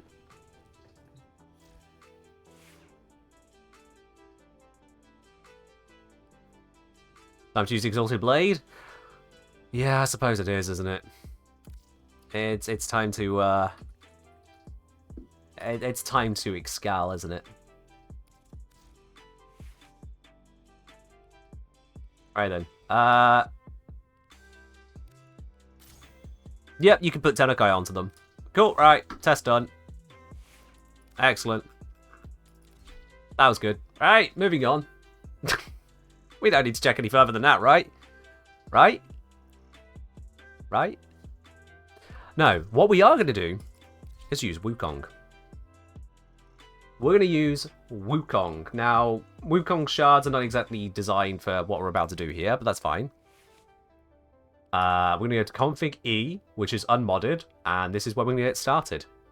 Now, you might be wondering why Wukong. Well, it's because his staff is shit. His staff is shit. We don't need this staff. It's not really good for anything. Except one very important detail. Now, I think all the Exalted have this, but, you know, I'm making this staff work. Follow through. 1. That right there is absolutely beautiful for Tennokai. For the very simple reason that it means that every single enemy hit takes the full damage. All of them. So we can make it as wide as possible. And unlike almost every other melee, where that damage will go down, down, down, down, down, the more enemies you're hitting, we just carve through them. I don't know if Wukong's has the highest range of them all. I haven't looked into it. I don't frankly care, because all I'm doing here is trying to make the Iron Staff not shit for once. So, first of all, let's do some modding on Wukong here. Let's make him suitable for this. Steel Charge, because melee damage sounds like a good start to me. Let's just ramp up the damage even further. Why not? That energy drain needs to be addressed. I love how I've got 150% duration helping out here. Let's undo that duration there. Yeah, no, it doesn't work, does it? Hell, let's just up the duration then. Sod it. There's just more duration. Now, I don't want to go narrow-minded. That would be bad. I'm really using so many depolarity mods normally? I guess so. I guess so. Might as well slap that in there, seeing as it fits. What's the drain on this one now? 3.78. Let's get that down a bit more. Or, no, we don't need to. We don't need to. I've got Energize, I'll be fine. I'd like to make sure that I have a lot of energy buffer so we can keep it running. So range, if I recall correctly, increases the range of the stick. I might be wrong. I am wrong. I am wrong. Why would narrow-minded be bad? It turns out I was wrong. I thought narrow-minded was affecting the range of it, but it turns out I'm wrong. Narrow-minded it is. It affects the range on this, but apparently it doesn't affect the range on the stick. Or at least it's not showing it.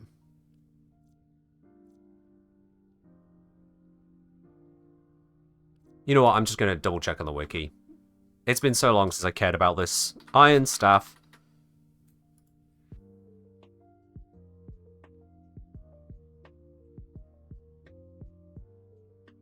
Let's see here.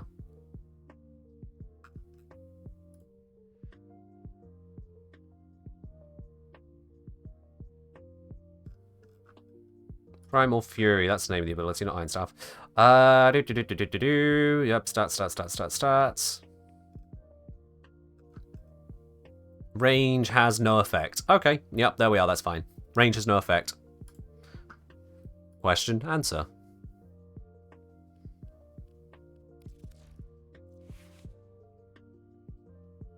So in which case then, screw the range.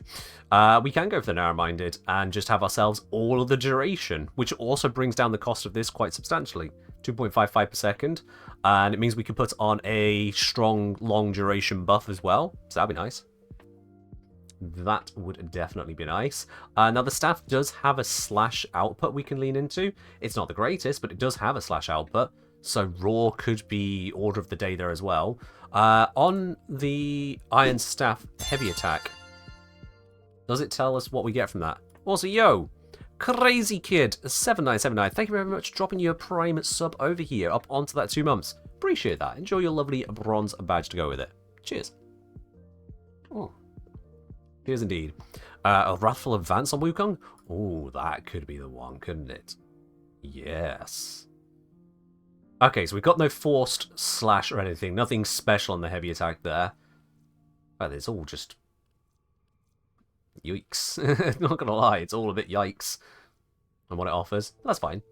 But yeah, Wrathful Advance could really go away on this, couldn't it? Because then we don't have to mod for crit chance at all. Alright. Let's think with that in mind then.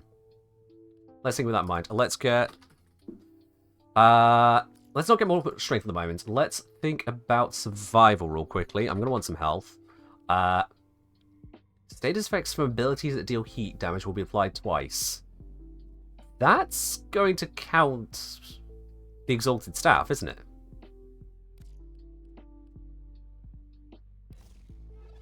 That's going to count on the staff. Alright.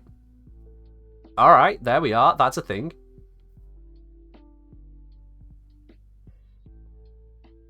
That's a thing. Let's do that one then. We're going to have armor available from Defy. Plenty of it, so that's okay. The radius is down, but who cares? What's duration? Like 76 second duration. Oh, that's nice. What's Tennokai? Tennokai is a system that allows you to use heavy attacks for free. It's unlocked Whispers in the Wall. To know more than that, stick around and see the mod in action. Okay, with what we have left, how do I want to mod this? What am I in need of? What am I really crucially in need of here that I want to mod for now? What is that? Oh, right. that was the Oberon stupidity. Adaptation tank, yep, that's what I need. Absolutely, 100% that should be in there. Beyond that... I'm not going to be using that, so it doesn't matter. Precision Intensify.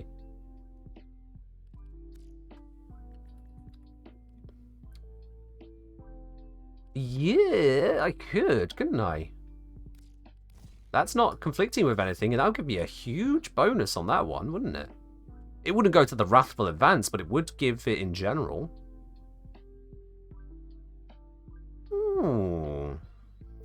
Could go Arc and Continuity, mod stick for poison? No, because then I wouldn't be able to get the heat. So that'd be in direct conflict, would be a bad idea. But yeah, this would go up to total drain of 11, so it would fit. Although I've not used that. Good work. What energy have I got if I was putting this on? Yeah, that would bring my starting energy down to 75. I mean, that should be fine. Precision does not work for exalted weapons? Oh, well, that sucks. Okay, never mind then. Never mind. You know what? I'm going to be lazy for now. I can figure out better than that later, but just to make sure I have the energy to cast things at the start is great. At least not on Titania. Okay. But now regular world is saying it does. It does work, it just doesn't show on the UI. I see. You know what? I'm just not going to deal with that right now.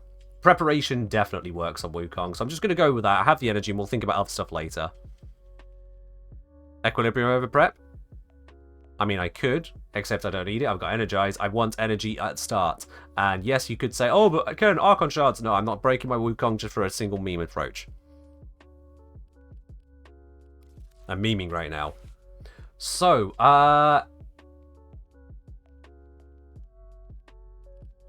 yeah, there's the crit chance mod. We can get rid of that. You can be primed.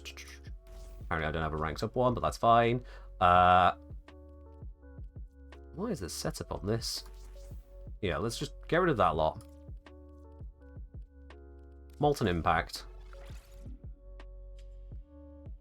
Organ Shatter, Gladiator Might. Yes, we can use that. Good, good, good. There we are. Get our crit multiplier. Can we get more range plus? That would be grand if we can. I'm going to need to forward this thing. I've never forwarded it before, have I? Let's see. If I... Ooh, I need the... The Tennokai mod. Dang. That's V polarity. Ah. If I form that, it's going to give me 6 back. So that wouldn't even fit that without there being a polarity in the wrong place. Now, if I drop that, I lose 1.2 range. To then do what? No.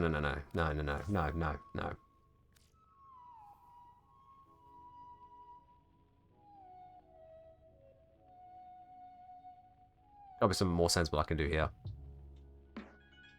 Without just formering it fully. I don't want to former it fully right now. I'm memeing. I just want to see how it feels. Nightmare, hello there. How you doing, mate? You know what? I actually owe you a shout out. I was looking back at the stream and I realized I didn't actually do this previously. Because you raided in at the same time as Clover. So, there we go. If you aren't following Nightmare Frame, you absolutely should be giving them a check out. Because, well, it turns out they know a thing or two about Warframe. You should probably be checking it out. Yes, Alanza, yeah. So I owed you a shout out at the very minimum. You always will welcome. Anyway, back from one knowledgeable person to another. I don't want to be forming this alliance. You! Give me capacity, damn it! Ah! Exalted guns get their full space. But they don't get the arcanes. But these don't get the arcanes either now. Commit to the bit? No. This ain't no bit. Wukong's staff is in a sad state. That's what I'm trying to see if I can maybe do some stupidity with. Right. I'm just... Start with former. I'm going to have to form this at some point anyway. I'm not putting an umbral into it. I don't care what anyone thinks. Yo! FatCat2345. Thank you very much for resubscribing at tier 1. 20 months? Woo!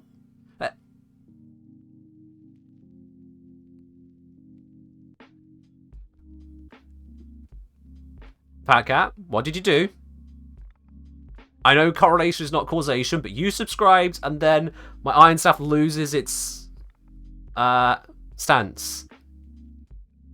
FatCat, what did you do? I didn't know that was possible. Is that just a thing about forming it, that the stance vanishes? It always does that? Okay. This shows how much I play with Iron Staff. I guess it comes back when we level it up. That is a weird design choice, DE. Yeah, I've got nothing more to say on that. It's just a weird design choice. Right, okay. I still want my Tennokai on here. So, Tennokai, and it was... Well, I can use this one for now. It's the range one I want to use. But this at least fits. So we'll start with that, and we'll get the stonks range later. I could drop Gladiator Might. And lose a bunch of crit to put this one in.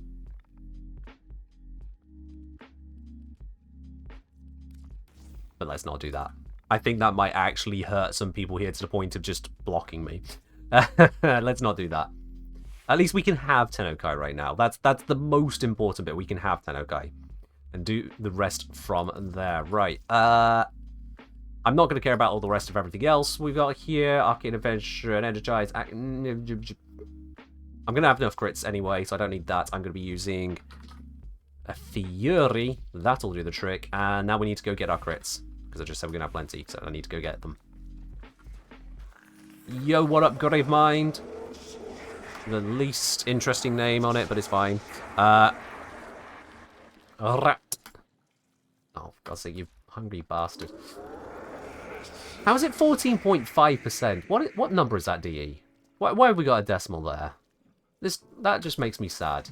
No, I'm going to have to fully feed him now. No decimal, thanks. Oh, that needs another feed. Detonite, who cares about Detonites? Lamentus, you can't have that. We have some Neurodes. No one cares about Neurodes. Alright, let's infuse this. What ability do we not need? You know what? We don't need the twin.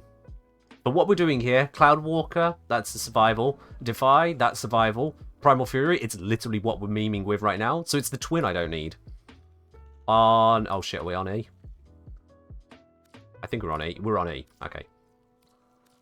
I wonder how many people know you can actually do that with a whole plus. I wonder if stacking Tennokai mods leads to super high chances. It doesn't know. The only thing that affects the chances are the things that say they affect the chances, which is one mod affects the chance, and another mod just sets it to a flat value, scraps the chance mechanic. Putting them together doesn't give you an increase, as far as I've seen. Also, why would you? You're missing on other mod slots at that point. Right, is there anything I'm missing before I just run in and be an absolute noob? 30-second duration on that. Oh, that's beautiful. That is beautiful. I don't care about the range. 30-second duration for 200% crit chance bonus, basically. That's just... It's just beautiful. Right, let's see how dumb this is. This might be 2 dumb. This might be 5 dumb, but whatever. Attack speed in certain stances increase the chance. Certain stances? Not sure on that then, I know. Because it's just a trigger opportunity per melee input that successfully hits. Multi-hit combos? Multi-hit combos don't work. No, Nightmare. No, no, no, no, no, no. Multi-hit combos do not increase the chance of activating Tennokai. I've thoroughly tested this. If you have a combo, any move from a single melee input, you get a single chance for it to activate Tennokai. Doesn't matter how many enemies you hit, doesn't matter how many times you hit with that swing, none of that matters. Melee input hits, Tennokai is available, or may become available. And that matters both for the chance-based one and for the guaranteed one. And that's also the same on, what was it, was it Animosity? Yeah, on Melee Animosity, that has the exact same condition. So with Melee Animosity, per hit, it says, your heavy attack crit goes up, but it's actually per melee input that hits. The way I would phrase it would be per successful melee. So yeah, it is actually a bit kind of disappointing in that regard, but at the same time, it also means it is accessible to more weapons. Like, the highs and the lows are much smaller, it's easier to balance. Because otherwise, the whole set to 4 hits will be every single hit. Because you can easily get 4 hits with a melee weapon. Easily. Nope, I'm an idiot, I missed that. Don't mind me. Staff on. Teleport up. Hold on. Defy. Sending auxiliary life support. That'll do. Okay.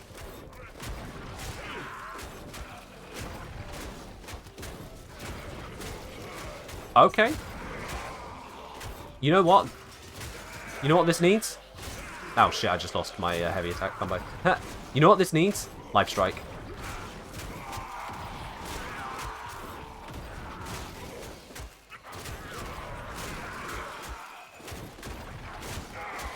Oh, that guaranteed procking is so beautiful.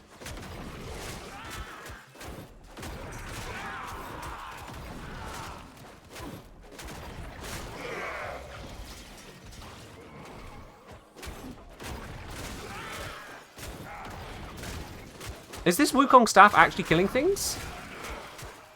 Oops.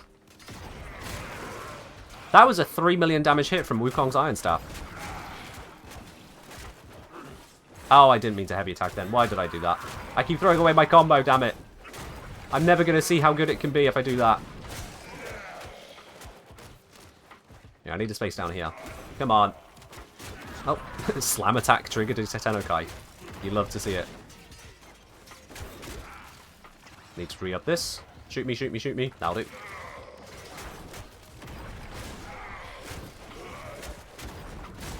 I can't... Where's the timer for Wrathful Advance? What's that one look like? Okay, it had run out.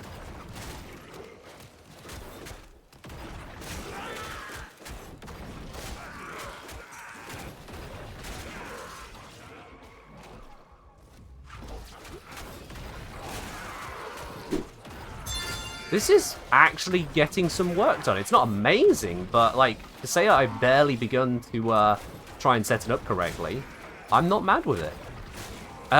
Hell on Fire, thank you very much for subscribing with your Prime. Welcome to the channel proper. Enjoy your lovely blue sub badge, your emotes, your access to the support Steam Lounge. That's the premium channel on the Discord.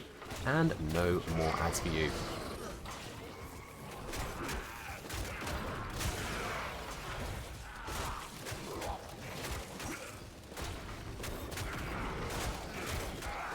Yeah, Life Strike would make me feel more comfortable with this, not gonna lie. The constant healing would be beautiful. But otherwise, it's doing stuff. And it's that bonkers range I'm kind of happy with here. Still trying to get the combo meter up. Get more damage out of those heavy attacks. Because when that multiplier is right the way up there, then we'll be cooking, right? Oh, need to raffle. Oh, did that just consume my combo? Heck. I think I just consumed my combo, didn't it? Or did I just click the wrong thing?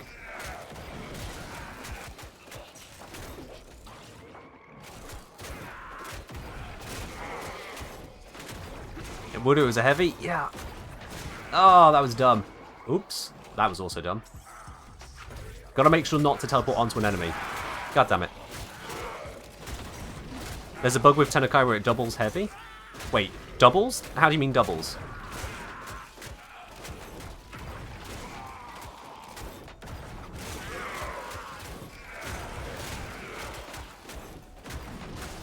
Oh, I really need to put on the Life Strike for that healing.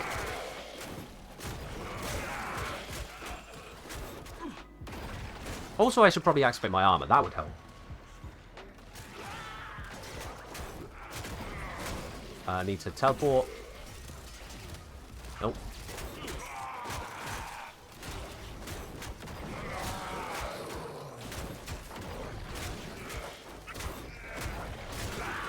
I mean, I'm not mad about the output with this. Considering this is Wukong's Iron Staff and we're maintaining this Steel Path survival kill rate, I'm actually quite satisfied with how this is working. I'm quite satisfied.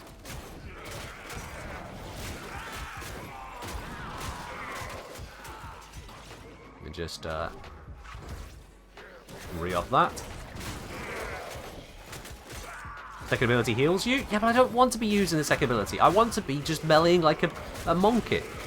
Second ability is thinking. I don't want to think, I want to kill. Surely, Nightmare, surely you've seen by now, my design philosophy is don't pay attention, just kill. I'd be smart in the arsenal so I could be dumb in the mission. Oh. When you need it, extraction is ready. Violence nearly died, but no.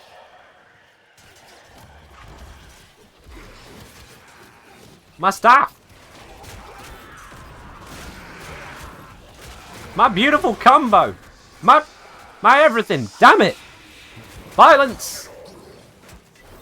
Why do you have to ruin my life? That is painful.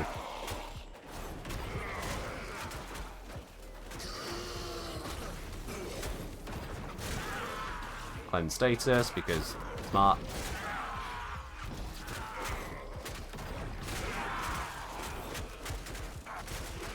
Come on. Oh, I did it too late. I lost all my combo again. God damn it. It takes so long to get the combo with this weapon.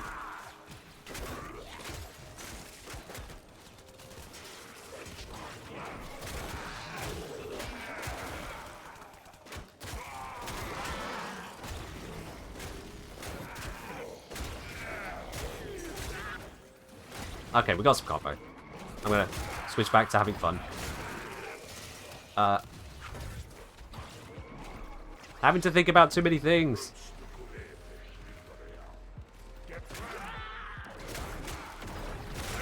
There we go. Now we're getting some spicy stuff.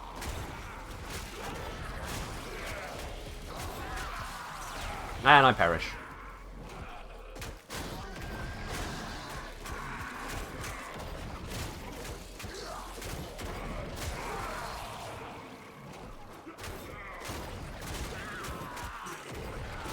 So yeah, Wukong's Iron Staff with the 1.0 follow-through, it's actually getting some work done.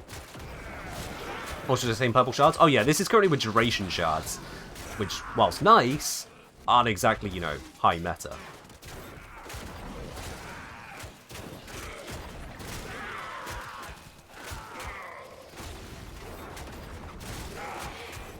Hello, Mirrorlane, how you doing? Put blast on the staff and a shock shard. I'd lose the heat, but honestly, maybe that's something I should be doing here. Actually, a single topaz shard with blast. That would be monkey tank, wouldn't it? That would be monkey tank right there. Oh. Up the armor.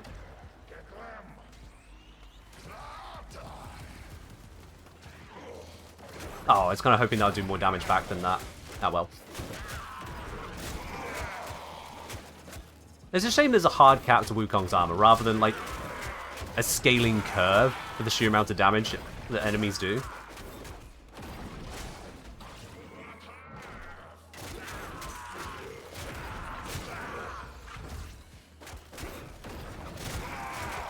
Topaz Blast Staff with Tennokai.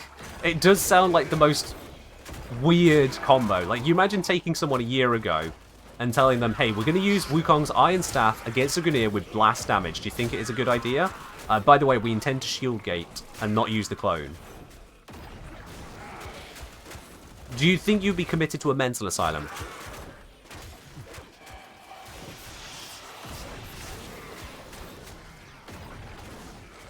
Oh, goodbye, angst. Goodbye. Alright. That works. I'm satisfied. Oh, I just used my combo, didn't I? No, I managed to avoid using it.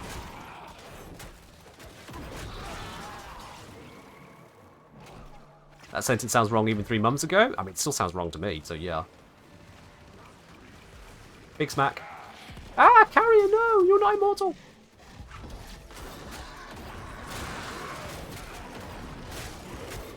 Oh. Big hit from something.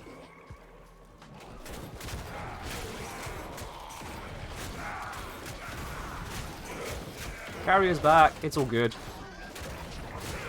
But yeah, this has no right to be working as effectively as it is, honestly.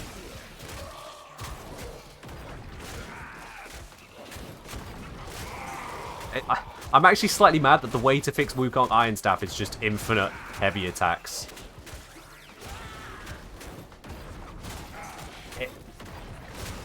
It just feels dumb. But perhaps the right kind of dumb. Oh yeah, my crit ran out. That's why everything's not dying all of a sudden. There we go, now they're dying.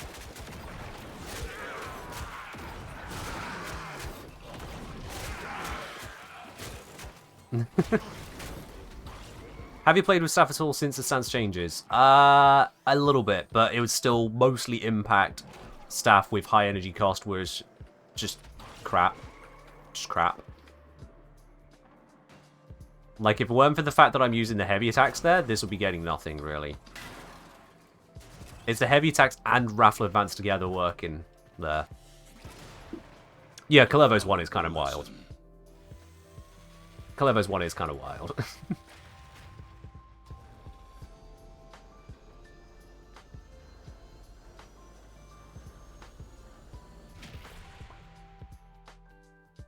I mean, Garuga, I feel like if I tested it with Valkyria right now, I'd be taken away from your enjoyment, seeing as the only Warframe you have played in the last years, however many it's been now, is just Valkyria.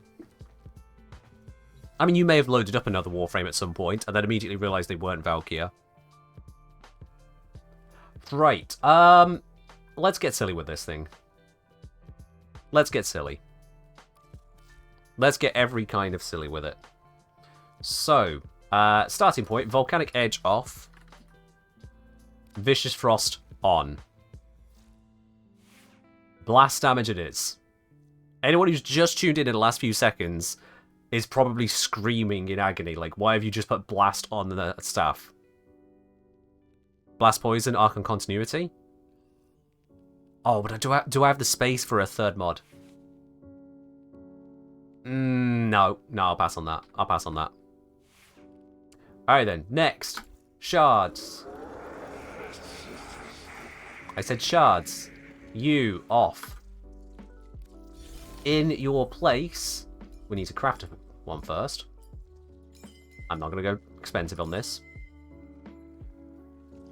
Is that the right one? That is the wrong one. Is that the right one?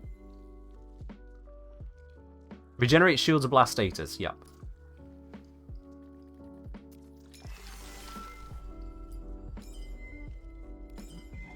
There we go. Does Tennokai work on Iron Staff if you only have it on your melee weapon? I haven't checked for that, actually. I hadn't checked for that. You joined the last few seconds, what's going on? Science! That's what. We have hypotheses, we test them. That's not symmetrical, fix it. Nope, this is the Nightmare special. Nightmare, I hope you're still here. I want you to observe that. And if you're not still here, well, then it's your own problem. Okay. So we've got those bits and pieces. That's going to give us a shield. If we are going for the shield approach... I mean, I can just leave those as a backup, really. No, I've lost the heat, so I don't need that anymore. I can still have that as a backup in general. Yeah. Open access, move Tennokai there, add poison profit, and also, you know, the modding capacity. We'll figure it out. Well, yeah, we can do that once we got the opportunity. I just want more strength in general, actually. You know what? We got a lot of duration. We can drop some of the duration. Oh, modding capacity. Haha.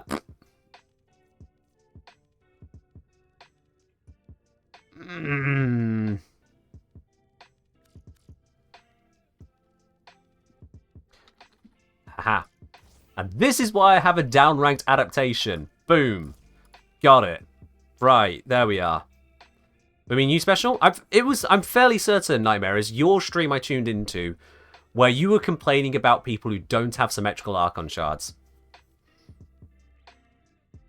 You went to the point of saying that anyone who doesn't have symmetrical Archon shards should spend the bile to put them in the correct places. I'm fairly certain you said that. Ah, now he's seen it. Now he's seen it, chat. Now he's seen it.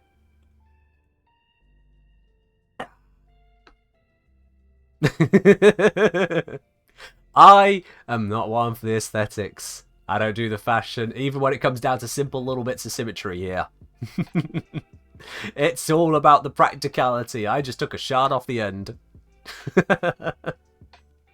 Nightmare's gonna block me now. Yep, that's it. This is how we get true drama in the Warframe community. We don't have PvP. We don't have content theft. It's just shards in the wrong place. I'm also hurting my mods in the process. It's fine. Okay, so let's see here. How can I make this work? 'Cause even if I form a this slot to move Discipline's Merit over, I'm still gonna have just 2 capacity to work with to put in the toxin to try and finagle toxin into this build, which is not gonna work. So I'm gonna need 2 former to make this work. How many former do I want to put in this thing?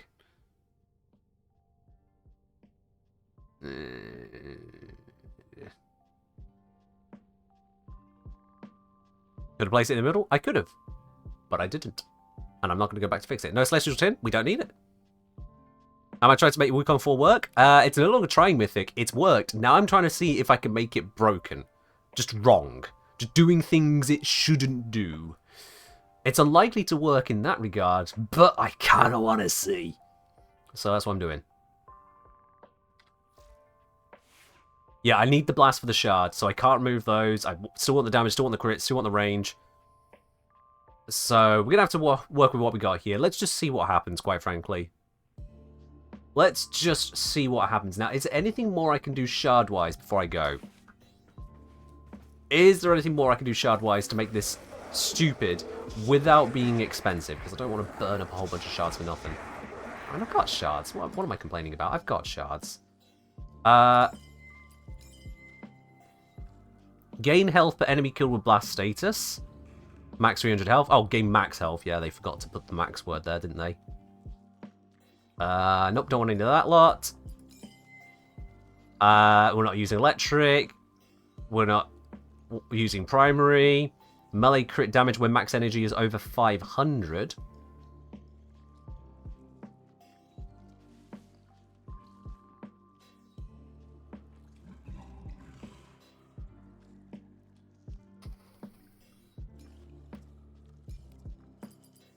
How many of these do I have?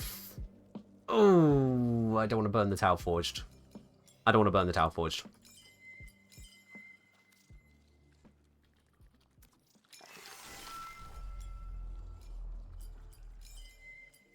This is the right one, isn't it? Yeah.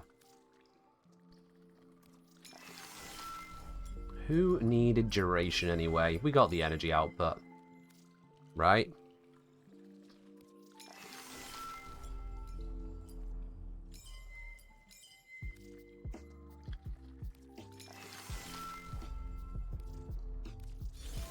Remove. Feed the fecker. Let's see here. Agrostone. You're not taking my Necrotic, I don't care. It's mine. Morphix you can have. Auric and Cypher you can have. But not my Cryotic, that's mine.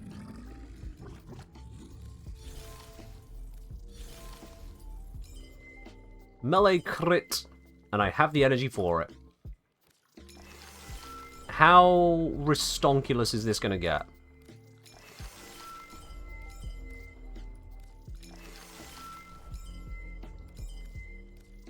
There we go. Right. Don't make it symmetrical in place of chaos. I wasn't even thinking about that. I just removed the shards I didn't need and put in the shards I do need. I don't even care about your symmetry stuff. That's other people's problem, not mine. Right, Iron Staff. What?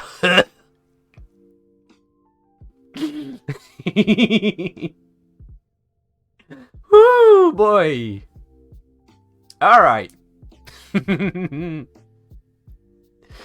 I'm putting this on a blast staff. Show the Cronin? Oh. 9.8, that's boring.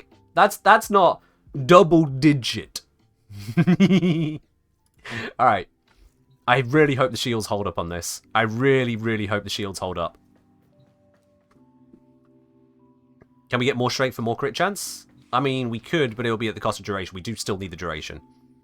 Varnix are going to beat your ass again? Nah, Varnix can start off. We'll be fine. We killed the last one. We can kill this one. 254% melee crit chance bonus for 22 seconds is sufficient. Is sufficient. Show the Azathani? You show the Azathani. I'm doing other things. My pressure point, like, why am I here? Is it additive to the strength? If so, whoops. I forget. These foes deserve your respect. Honor them with quick deaths, and I with Alright, victory. let's do this. Staff on. Crits active. Just shut down all systems. That was probably too early. I'm sending life support capsules your way. Enemies approaching. Shoot me. Shoot me. Shoot me. Thank you.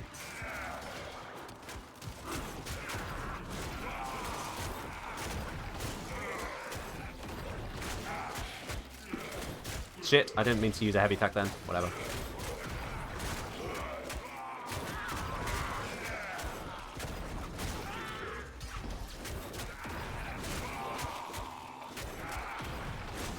Ah, they're too far away. I'm dying.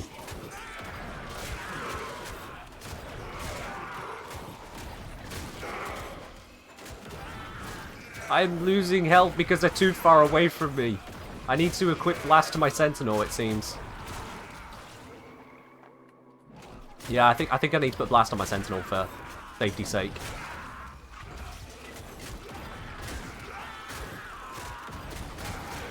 Why is Blast damage able to kill? Blast damage isn't able to kill. This is a lie. What you're seeing on the stream here is a fabrication. This isn't real stream.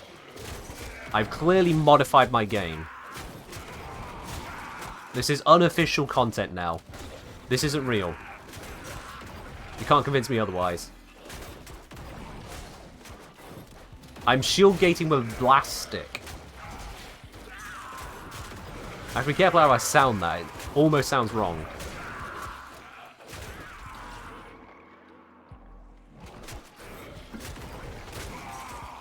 Can you get off this ramp? This ramp is really annoying me. Where's a good spot to drag them all over to? Yeah, this would be a better fighting area. Come on over here. We'll give him a moment. I got Naramon, right? Yeah, we're fine.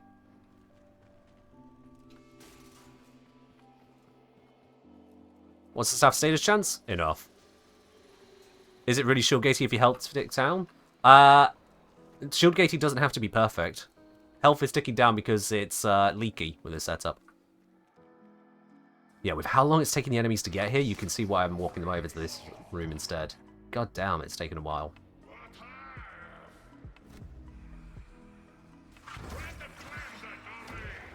Shoot me. Thank you.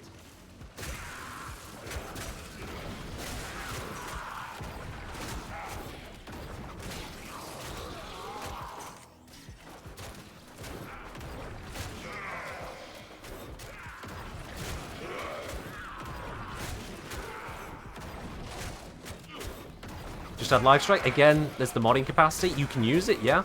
It's just the modding capacity for the setup. We're trying to go for the shields with blast. But if you go in pure heat, yeah, there's room for it.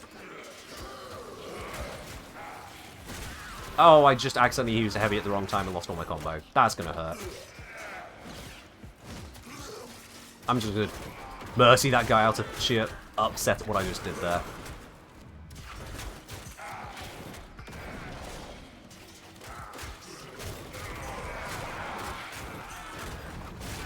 This shouldn't be working. This feels dirty. Even increase my bitrate? Oh yeah, God knows what. Poor bitrate is handy with all this flashiness on screen, yeah. But we want to see the red crits. This is a red crit setup. We need to see it. Well, it was a red crit setup. There we are. And of course, we've still got the chance of applying slash. So anything that is really resilient, that holds on, will eventually just slash it and it dies anyway.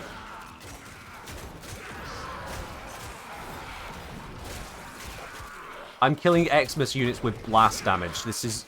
all of this is wrong.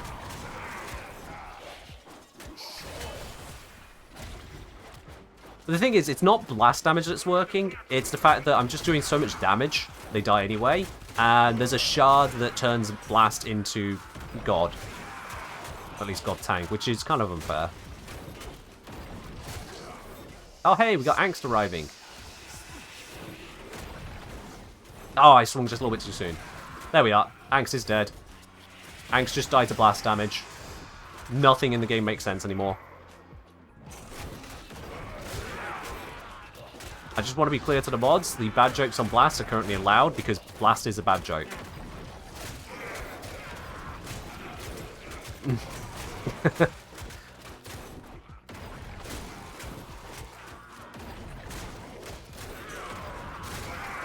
What the hell even is this? I've stopped using, what's it, my 3? I don't even need it. I've got enough control over my sight lines here that I can just keep on doing it.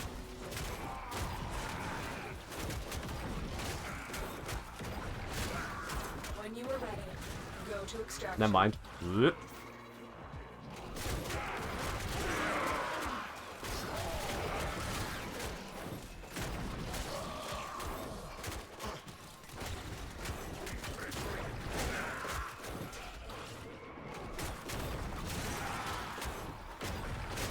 This is ridiculous. I love it, but it's ridiculous. And two-shot with a stick. Not just any stick. This stick. I now have the most inappropriate title for a YouTube video on my channel ever. Acolytes, come sit on this stick.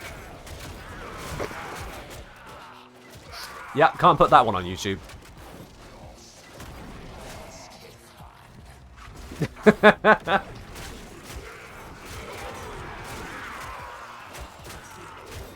Have a blast with this stick. This stick too thick. Oh, there it is. There it is. Yeah. That's the one. That. I can't use it on YouTube and that hurts me. They are too prudish over there.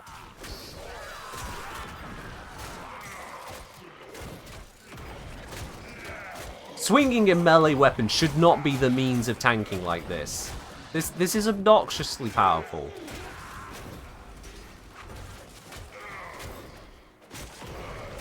I had a slash block on me. Doesn't matter. Actually, it slightly matters. I have no armor. I have no shield mods. I should have perished.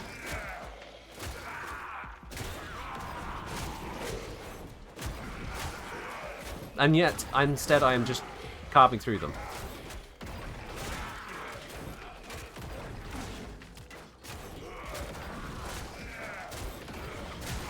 And if I do take a few hits, I just do that. And it stops being a problem. Shield gating kind of broken? It really is. When you give a frame immortality, nothing else matters anymore. The only saving grace for shield gating is the fact that it takes some kind of investment or setup.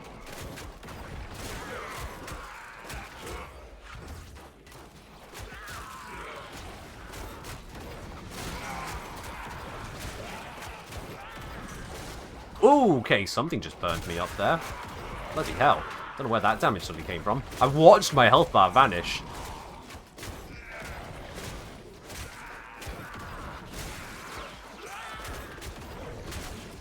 But otherwise, yeah, this just works.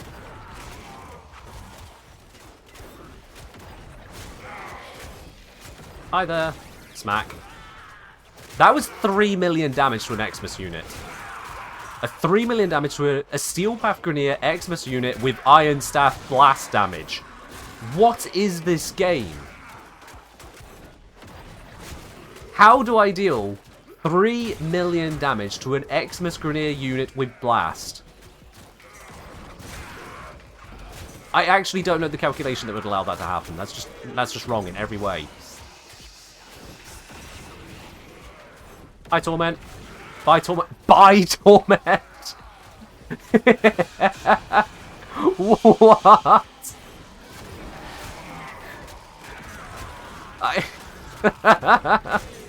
This is stupid. No one can convince me otherwise. This is stupid. D, what have you wrought?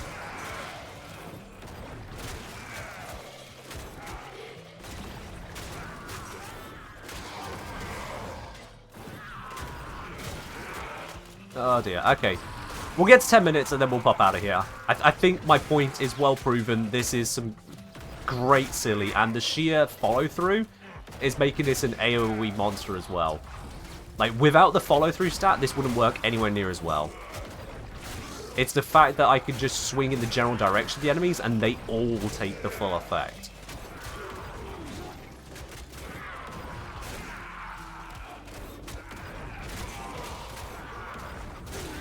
This is on Wukong? Yeah. Other frames could take this further, but those are frames where they had already functional melee weapons. This is Wukong. His weapon isn't supposed to be good. We've always said it is bad. It's just been a joke of a weapon. And now... Well, now. We will all share There we this are. bounty. Hold out as long as 100% we live can. sports, I'm leaving anyway.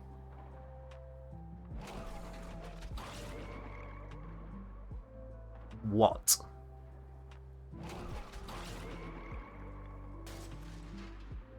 I just...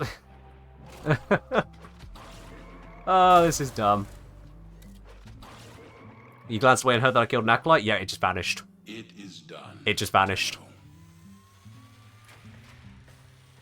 Ay, ay, ay. 2024, the year that we Iron Staff blast. Yeah.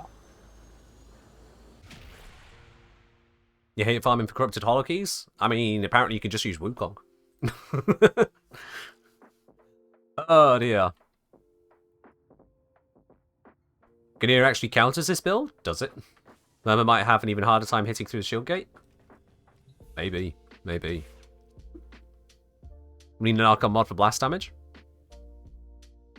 I mean, we got the Archon Shard, which is basically doing it. This one here. That whole situation... How many kills did we end up with there? 1,000 melee kills, and I took time to just move to a different room and wait for the enemies to walk over to me. 1,000 melee kills with blast. Oh, okay. Thing is, people are now going to use this build since I showed it off. Well, obviously, yeah, because it seems ridiculous and fun. Why not? And it's still active. It's just not overly active. It's got plenty of points of both success and just sit back and let it happen.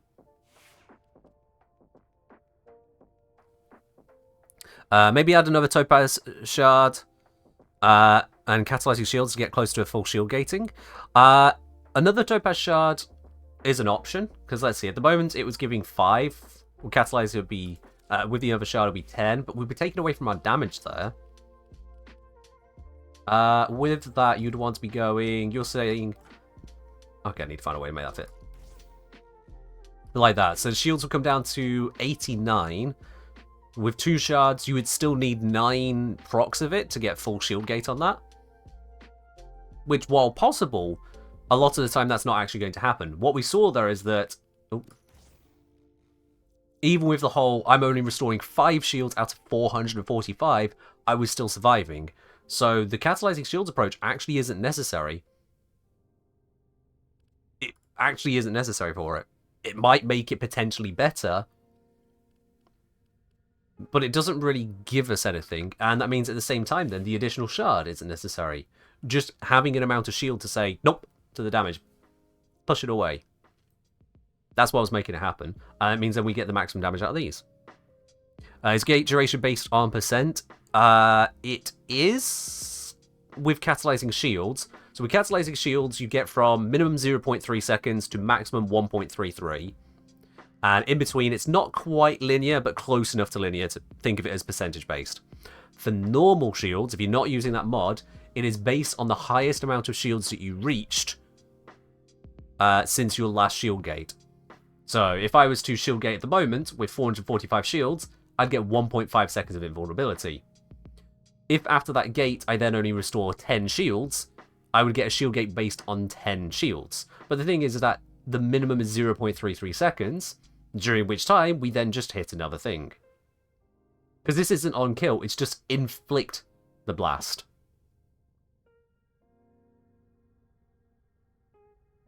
Gain shields.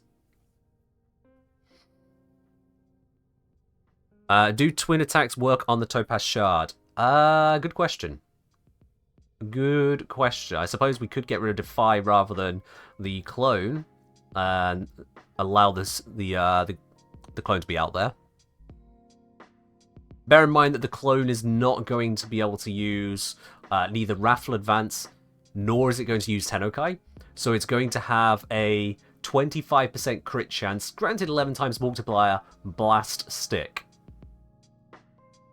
So the clone is, at that point, just going to be a source of a little bit of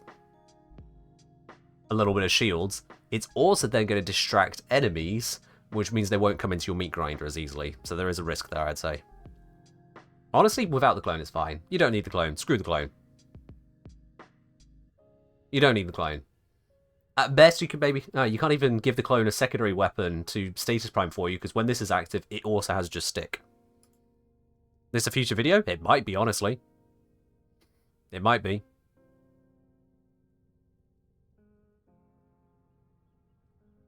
So yeah, you could go the catalyzing shields route. I'm not saying it's not an option. I'm just saying that you don't really need the option.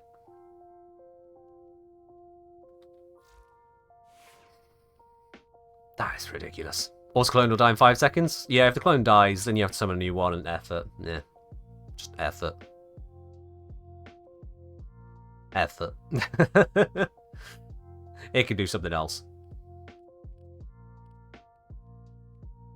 Using Wukong for the staff and not the clone. I mean, that's unique in itself, right? That's unique. How many people do that on the average? Probably a few idiots out there. But now they can be not idiots. Right, so seeing as this is actually going somewhere, I want to look at how we can make this even more stonks. And I think the biggest stonks we can add is to keep this. Honestly, having it occur so frequently for that damage output is very important. This is such a powerful Tennokai mod for how frequently it will apply. So the other one then, Opportunities Reach, I'd want to pop into this Excellence slot. To do that, I need currently 7. Actually, I can bring that down to 4 more capacity. But yeah, if I pop a former on this, that only brings this to 6, doesn't it? Yeah. Also, someone squinted at pressure point. Let me just reread on how this works. Prime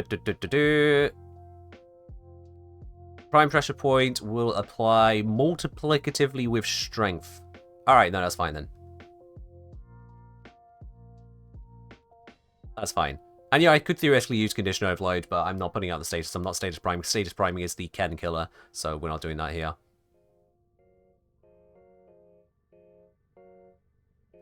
Yeah.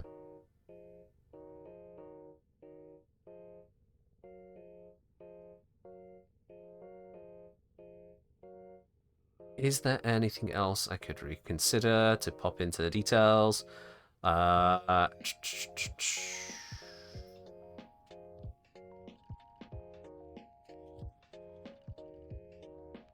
Nope, looks all fine. Yeah, just looking over the weaker stats.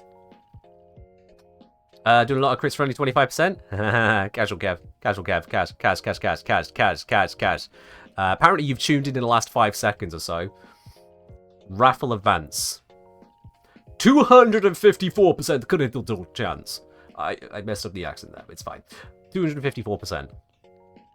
Which means that half the time, we're going to be applying a 21 times multiplier, and half the time, we're going to be applying a 31 times multiplier. That's why we were getting orange and red crits, mate. You joined mid-fight? Yeah. That's why we're getting the orange and red crits. Remove Gladiator Might since you have Crit Shard. You know what, actually? That's an option. That is actually genuinely an option. That's a good point. We drop this down, we go to 9.8. Oh, it falls below the double digits. Also, was Gladiator Might really providing that much? 1.2? Alright. What advice would I give to a new Warframe player in terms of beginning guide towards succeeding in the game? Windor, I would recommend that new player heads on over to my YouTube channel. That is The Kengineer on YouTube. I really recommend that. Very first thing they can do then on that YouTube channel is check out the short that's on the front page. Because you're not subscribed to the channel, you will see it straight away. A 1-minute video that is literally what to do when you're new to Warframe. That is my beginner guide. It is 1 minute long and it gives you the information you need to actually get started in Warframe. Seriously. Check that out. Exclamation mark YouTube if you need a link over there, or you can just literally go to YouTube and search The Kengineer. It's not hard. Once you've gone through that, then you'll probably have other questions, and that's where the other videos start coming into play. Some of the videos are older, but they'll still mostly apply. And some of the videos are nowhere near as old, and then you get some really good stuff, if I do say so myself. And I do. Dropping this to 9.8 hurts me. It does, but it does give us a space to put something else in. It does allow us much more freedom to do things. Can I poison now? I could. Blast Corrosive Poison. But I was killing with the blast as it was. And unless I'm mistaken, it says on the shard here, Blast Proc? Yeah, Blast Status. So do I want to take away those Blast Status by meddling with other types? I'm not sure I want to do that. As much as I could, I don't think I want to go down that road. Did I put the Arca mod? I did put the Arca mod on, so I am set to use it. But do I need it? It didn't feel like I needed it, to be quite honest with you. So instead, I mean, I could put a V polarity here and then put a smite mod on, and that would just smack even harder. I think it's bugged, gives on damage, not procs. I did hear about a bug like that, and if that is true, then this build is going to break the moment they patch that, isn't it? Because it was already a leaky shield gate. If they patch that to procs, not hits, this Wukong will die then, won't it? Let's not think about that for now. If it works for now, it works for now. I'm still going to think about that right now. Let's see. What can we do instead? So, this mod needs to go on. Where is it? This mod needs to go on at some point, somewhere, somehow. With a former here, and that into that slot, that'll come down to 4 drains. We'll have 7 left over. So what 7 mod do I want to use? Octavia's Mallet restores shields? Ah, yeah, that's bugged. Okay, well, that's a problem, isn't it? Right, what 7 drain mod do we want to use then? Let's think this through. I mean, we could get the extra status. Life Strike for the healing? Backup healings? Backup heals doesn't sound like a terrible idea, given the situation. I know that we've got our 2 though to heal, so I really shouldn't be that lazy. I shouldn't. A digital combo game? That could be good, because building up the combo to get those full power hits is kind of important. Otherwise, as people are suggesting, I could just go with the Toxin. Which is, there.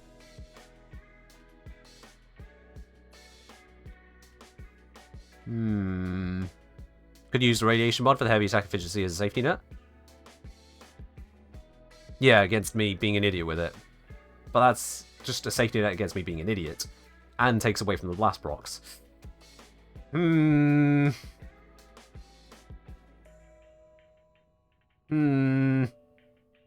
Not sure I'm happy with any of these choices.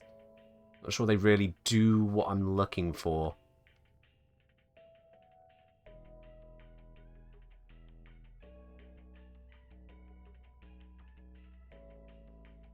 No, I think a 9 drain mod is probably going to have more value to me. Problem is it means even more former, which I didn't really want to do at this point.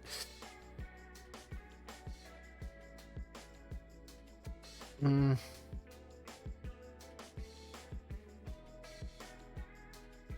I got any attack speed on here, actually? Oh yeah, I've got the Arcane Fury. I've got attack speed, it's fine.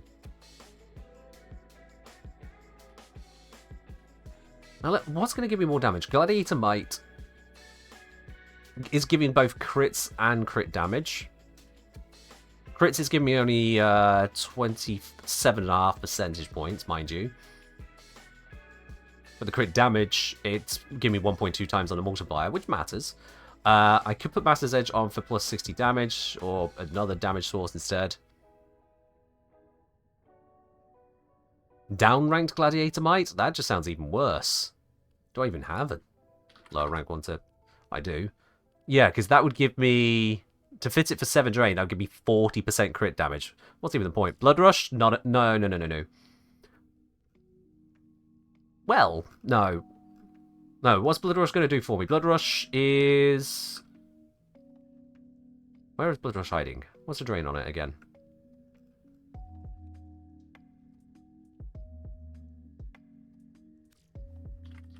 Oh, that's why I can't use it. It doesn't go on this. Never mind. Never mind. Yep. It's Iron Staff. Can't put it on this. I wonder why I couldn't see it. I'm an idiot. Right. Never mind. Harness for status immunity. Killing enemy with heavy attack reduces enemy accuracy against Warframe by 10% and grants immunity status for 2 seconds. Also adds slash and status. Ooh. You know what, actually, just search heavy. What heavy things can we get? That's one option. What other heavies could we have? I could have electric, but don't need it at the moment. Because there are other heavy attack mods, and then there's heavy trauma. Oh, is that it?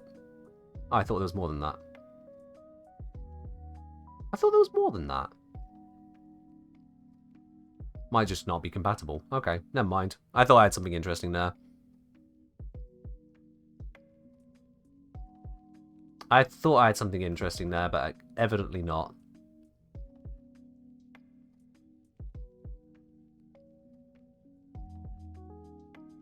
From Canadian guys, evening Kate. had a question for you. Trying to start the quest line, The New War. Says I need a Necromech. I have no idea how to get that. Oh, okay. Let's quickly break off from this, because apparently my brain is stuck on a spot for now. So, a Necromech you can get from various different places. The Necromech you're looking for is Void Rig, because there's another one, but you don't want it. You want the Void Rig. The Void Rig is the better one. That's just a fact. Now, if you're happy to spend the platinum, you could just purchase it right there. Boom, you're good to go. Simple as that. We're nearly an hour over time. Oh, shit. I had no idea. I was having too much fun with Wukong. Oops. Oh. I'm going to have to make some apologies. It's a Sunday night. Whoops.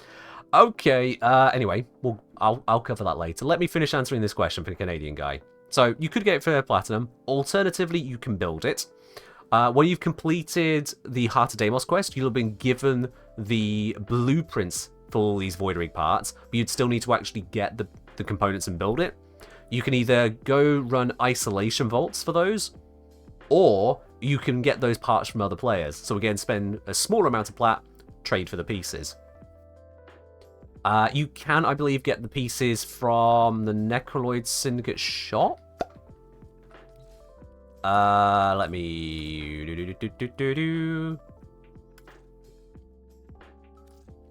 Let me remind myself of this. Just so I could show you in the same moment whilst I remind myself. Yeah, I was playing too much of my thick stick on stream when I got distracted. That's what it was. This area is soundproof. Yeah. Are you interested in a business exchange? Right then, so... Yeah. Void Rig casing, which uses a damaged Necromech casing, and what do you know? Damaged Necromech casing you can get here is standing as well. So yeah, you can run the isolation vaults, either get the drops or just use the standing you get from the vaults to then buy these pieces. You build the parts, obviously you need to get the materials, you build your Void Rig, boom, there you are. Or, as I say, just buy it for platinum. Your choice on that. Necromech grind is really bad as a time sink. It's not as long now, Simfi, because the biggest part was getting all of the parts, but now that all the parts are available for standing, and 2,500 standing a piece, it's actually much easier to do. It's much easier, because yes, the drop rates on the parts was broken. But now it's better. We were not able to arrive at be pragmatic. Now it's better. All aspects Anyway, of right, let's exit out of there. I think I have done enough with all the Wukong stuff to make this work. Yep. This is silly.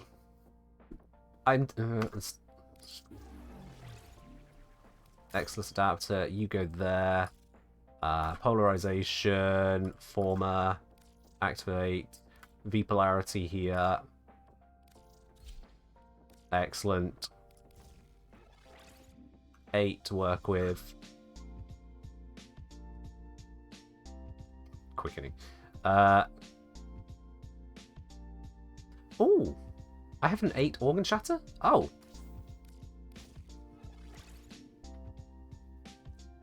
There we are.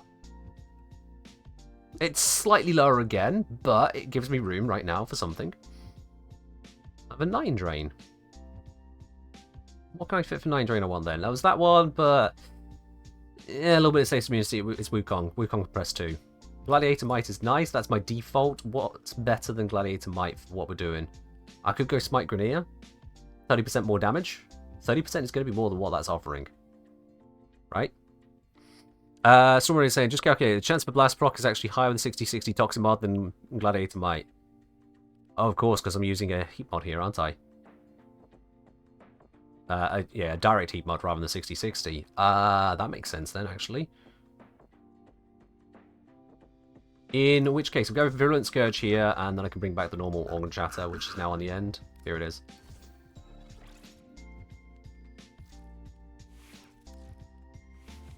Yeah, MR30 plus and Form Ring items to still have your full capacity is beautiful. Oh yes. So now we've got 2 Tennokais in here. This one gives it guaranteed. This one increases the range. So when I have This, when I use the Tennokai, my range is now 9.23. Oh, that's beautiful. That's beautiful. Also increases the window, so it's easier to use. I mean, with this, we don't really need the increase in window, but the increase in range. Just smack the entire room. Yeah. I could even theoretically just get rid of Spring-Loaded Blade at this point. Well. Yeah, it reduced my range down a bit in normal attacks. Then I could put something else there. Then I could put something else.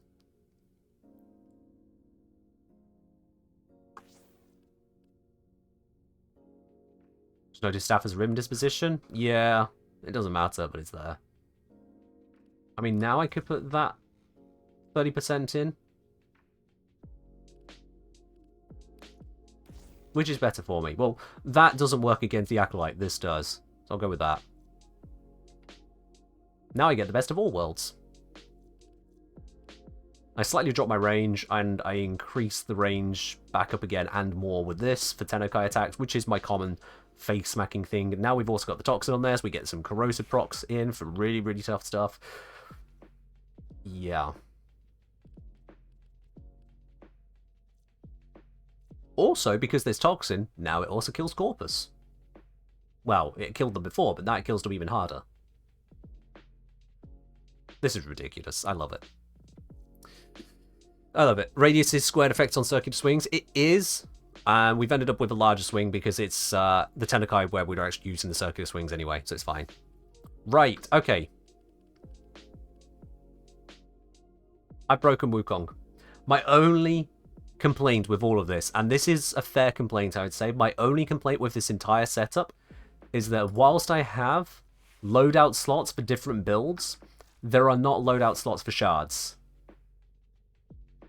There are not loadout slots for these shards, so if I have my thick stick build, which is this, I don't have the duration shards for my zooms build. That's a problem. But it's a tiny problem. It's a first world problem. Oh, woe is me. I would like to have 10 shards in my Warframe for different circumstances. Imagine if the Arcane could take... staff could take an Arcane. If the staff could take an Arcane, I would put melee exposure onto it, have all that corrosive damage as well. Well, actually, that might mess up the whole blast proc thing when they potentially fix that. Animosity wouldn't trigger offer enough. Duplicate wouldn't trigger at all. Crescendo wouldn't be used. Fortification. The armor, but well, we're shield gating, it doesn't matter. Melee influence, we're not using electric. We could use electric, but we're not using electric. Vortex, we're not using magnetic. Retaliation, we're not using enough shields. Actually, you know what? The melee arcanes aren't that important. They're genuinely not that important. At best, it would be maybe this one. To then trigger blast procs everywhere as well, theoretically, but we got enough. So no. Just craft a new Wukong? That I might actually. I genuinely might. For this particular build, I might actually craft myself a second Wukong Prime. Wukong Prime's about to go up in price, guys. Invest. Okay. I'm drawing the line here. This stream is well over. I honestly did not feel the time go, which is great. That's brilliant for me, quite frankly. I'm happy with that. So now we're going to have to... oh, yeah, Vortex to pull them in. Anyway, now we're going to need to do the raffle. We're going to need to do the raffle, which means if you've not already grabbed yourself a ticket for the Platinum giveaway, get yourself a ticket for a chance to win it. Exclamation mark ticket in the chat to do that. Doesn't matter what platform you're on. PC, Xbox, Switch, PlayStation, all of you can enter. Everyone gets one ticket, as long as you type it into the chat. And if your name is drawn, you'll have 24 hours to respond to claim the prize. So obviously don't be one of those schmucks who don't do that. There are those who do it. I'll give you all a moment on that there. Whilst we're out there as well, if you do enjoy this channel, if you enjoy all the bits and pieces I put together, the entertainment and information in a lovely combination I bring you, then perhaps combine your wallet with the subscribe button and become a subscriber to the channel. It's like an Archon shard, except you support me. Right? Does that work? That works. Yeah, let's go with that. Let's go with that. Tensi, thank you very much for dropping your Prime over here. Don't even have to crack out the wallet for that one, actually. Jeff Bezos has passed along your Amazon Prime money instead. So, Tensi, thank you very much for taking some money out of Jeff Bezos' wallet, because he does not need as much as he has. Really appreciate that. Thank you very much for dropping that over here. Enjoy your lovely blue badge, your emotes, your access to the Supporter Lounge, the premium channel in the Discord, and no more ads for you. No more Twitch ads. Oh, and speaking of devil, there's another one from... I didn't even notice mine was available. From Mythic Spirit. Mythic Spirit, thank you for resubscribing at 11 months. One off that full pot. Mythic, cheers.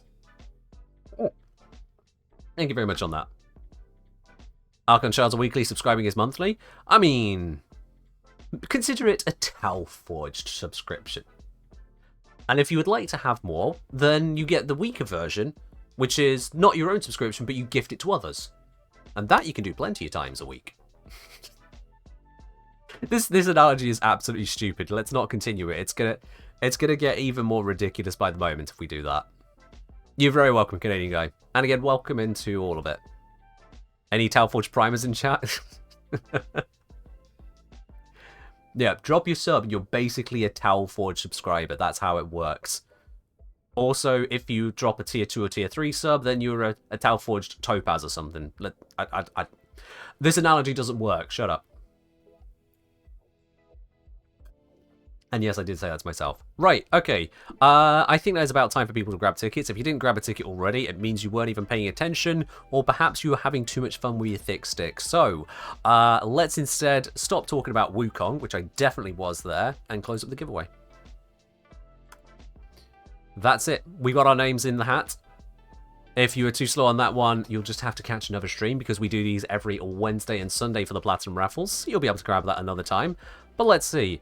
The winner today of the Platinum giveaway is indeed Blood Reaper 57. Blood Reaper 57, congratulations. You are the winner today. I'll be contacting you shortly after the stream to get a hold of your Warframe username and platform. We'll get this sent on over to you there. And you can enjoy spending that however you please. I might recommend considering looking over at the market, saving yourself one heck of a grind. Just saying, you know, the Tennokai mods go for 100 platinum. So with a little bit of a top of a 25 from a bit of trading, and you no longer have to go farm rotation C of whatever mission it is. I've not even looked into it. I don't want to. You could save yourself some hassle there. How much do the other mods go for? The tome mods? I forgot what they... 140. Maybe hold off on that one. That's a bit more expensive. Might be worth just trading for the right mods on that one. Well, yeah, Alchemy is fun. It's an interesting mode. Don't get me wrong, it is an interesting mode. It's just farming rotation C of modes for individual mods. I know the pain. There's Blood Reaper. Very happy to... in fact, you know what, Blood Reaper? As soon as you just popped up with a message, I can very easily click your name and then just send you a quick whisper right now. Hi, please send me your Warframe username and platform. Smiley face. And I just want to be very clear, Blood Reaper, I said platform, not password. Not saying you'd have made the mistake, just saying someone has made the mistake before now. I want your Warframe username and platform. It's only happened once, but it's still silly that it happened. It's still silly that it happened. Can I show the Wukong build real quick again? Yeah, sure. So that is the Wukong build that was screwing around as it was with Raffle Advance over the Subsume here. You could put it over Defy, quite frankly. You don't really need the armor, but you can put it there. And then Energize to keep the energy up, kind of important because we've not got Nourish or other energy sources, so, you know, having that there actually really helpful. Arcane Fury is giving us the... I'm using the wrong one! Feck, that's melee damage! I mean, it might be helpful, but no, I'm supposed to be using Arcane Strike. I'm a moron. This entire time I've mixed up Fury and the Fury mod. Why would they name the attack speed Arcane off, not the... No, whatever. Well, it worked, so whatever. It doesn't matter. Take your pick. But honestly, that just means this gets even better because now I have the extra attack speed, 60% higher attack speed, and that's going to be basically always on with the number of hits we got, that's going to lead to even more shield procs from the shard. Plus, the damage there was additive to pressure point. So that's going to have higher DPS and a higher proc output. That's just going to be even better. The only downside is that the heavy attack's going to be not as strong now, I guess. There's a trade-off to be made there. Archon mod, what has that been out of the loop? The Archon mod here is basically just primed continuity, but also when you apply Toxin, you apply Corrosive with abilities. You don't need that one, quite frankly. You can just use that. This is just if you're using Toxin on the Iron Staff. Go test it. Not got the time. We've not got the time. And in fact, talking of time, the attempted hype train has run out. That just didn't even continue. So I guess we're just going to have to wrap up there and see who we can raid on into. That's what we're going to have to do. Let's switch to our little intermission screen here. Mute off the game audio because you never know what we might bump into on the next stream we have a look at to raid. Who can we raid today? Who can we raid? Palmer, you're well too late for the giveaway. That's already been done. You need to Warframe, you wish your mods to look like those? Hey, it will. Not yet. Maybe not tomorrow, but it will. Keep at it. Have fun along the way, and you'll pick up all kinds of shiny pieces. Don't you worry one little bit. Who can we raid today? The most popular channel on the Warframe category under English at the moment is some gay guy with a green jacket on. Don't know who that guy is. The K.N. Grenier? Some weirdo. No one cares about that guy. Maybe we should go somewhere else. Let's see. Who can we... Zion. Yeah, we're going to go to something completely different. Let's go there. Could suggest the Krigenier? Why? Who's that, Exile Brain? Sounds like a stupid username. The Thick Engineer? Nah. Let's not go there either. Let me just check. Yep, that. Alright, we're going to be raiding on over now to Zion Zeta. Now, if you thought I could put out a bad joke or two, you are not ready for what you're about to encounter. Or maybe you are. Who knows? I just noticed that one of the latest chats in the channel we're about to raid into says, oh yeah, call me a good little tenno and feed me energy Orbeez, mommy, ooh. Yeah, that says everything you need to know about where we're raiding into. Thank you very much for joining me today. I hope you had a wonderful stream. I'll see you on Wednesday. Bye-bye.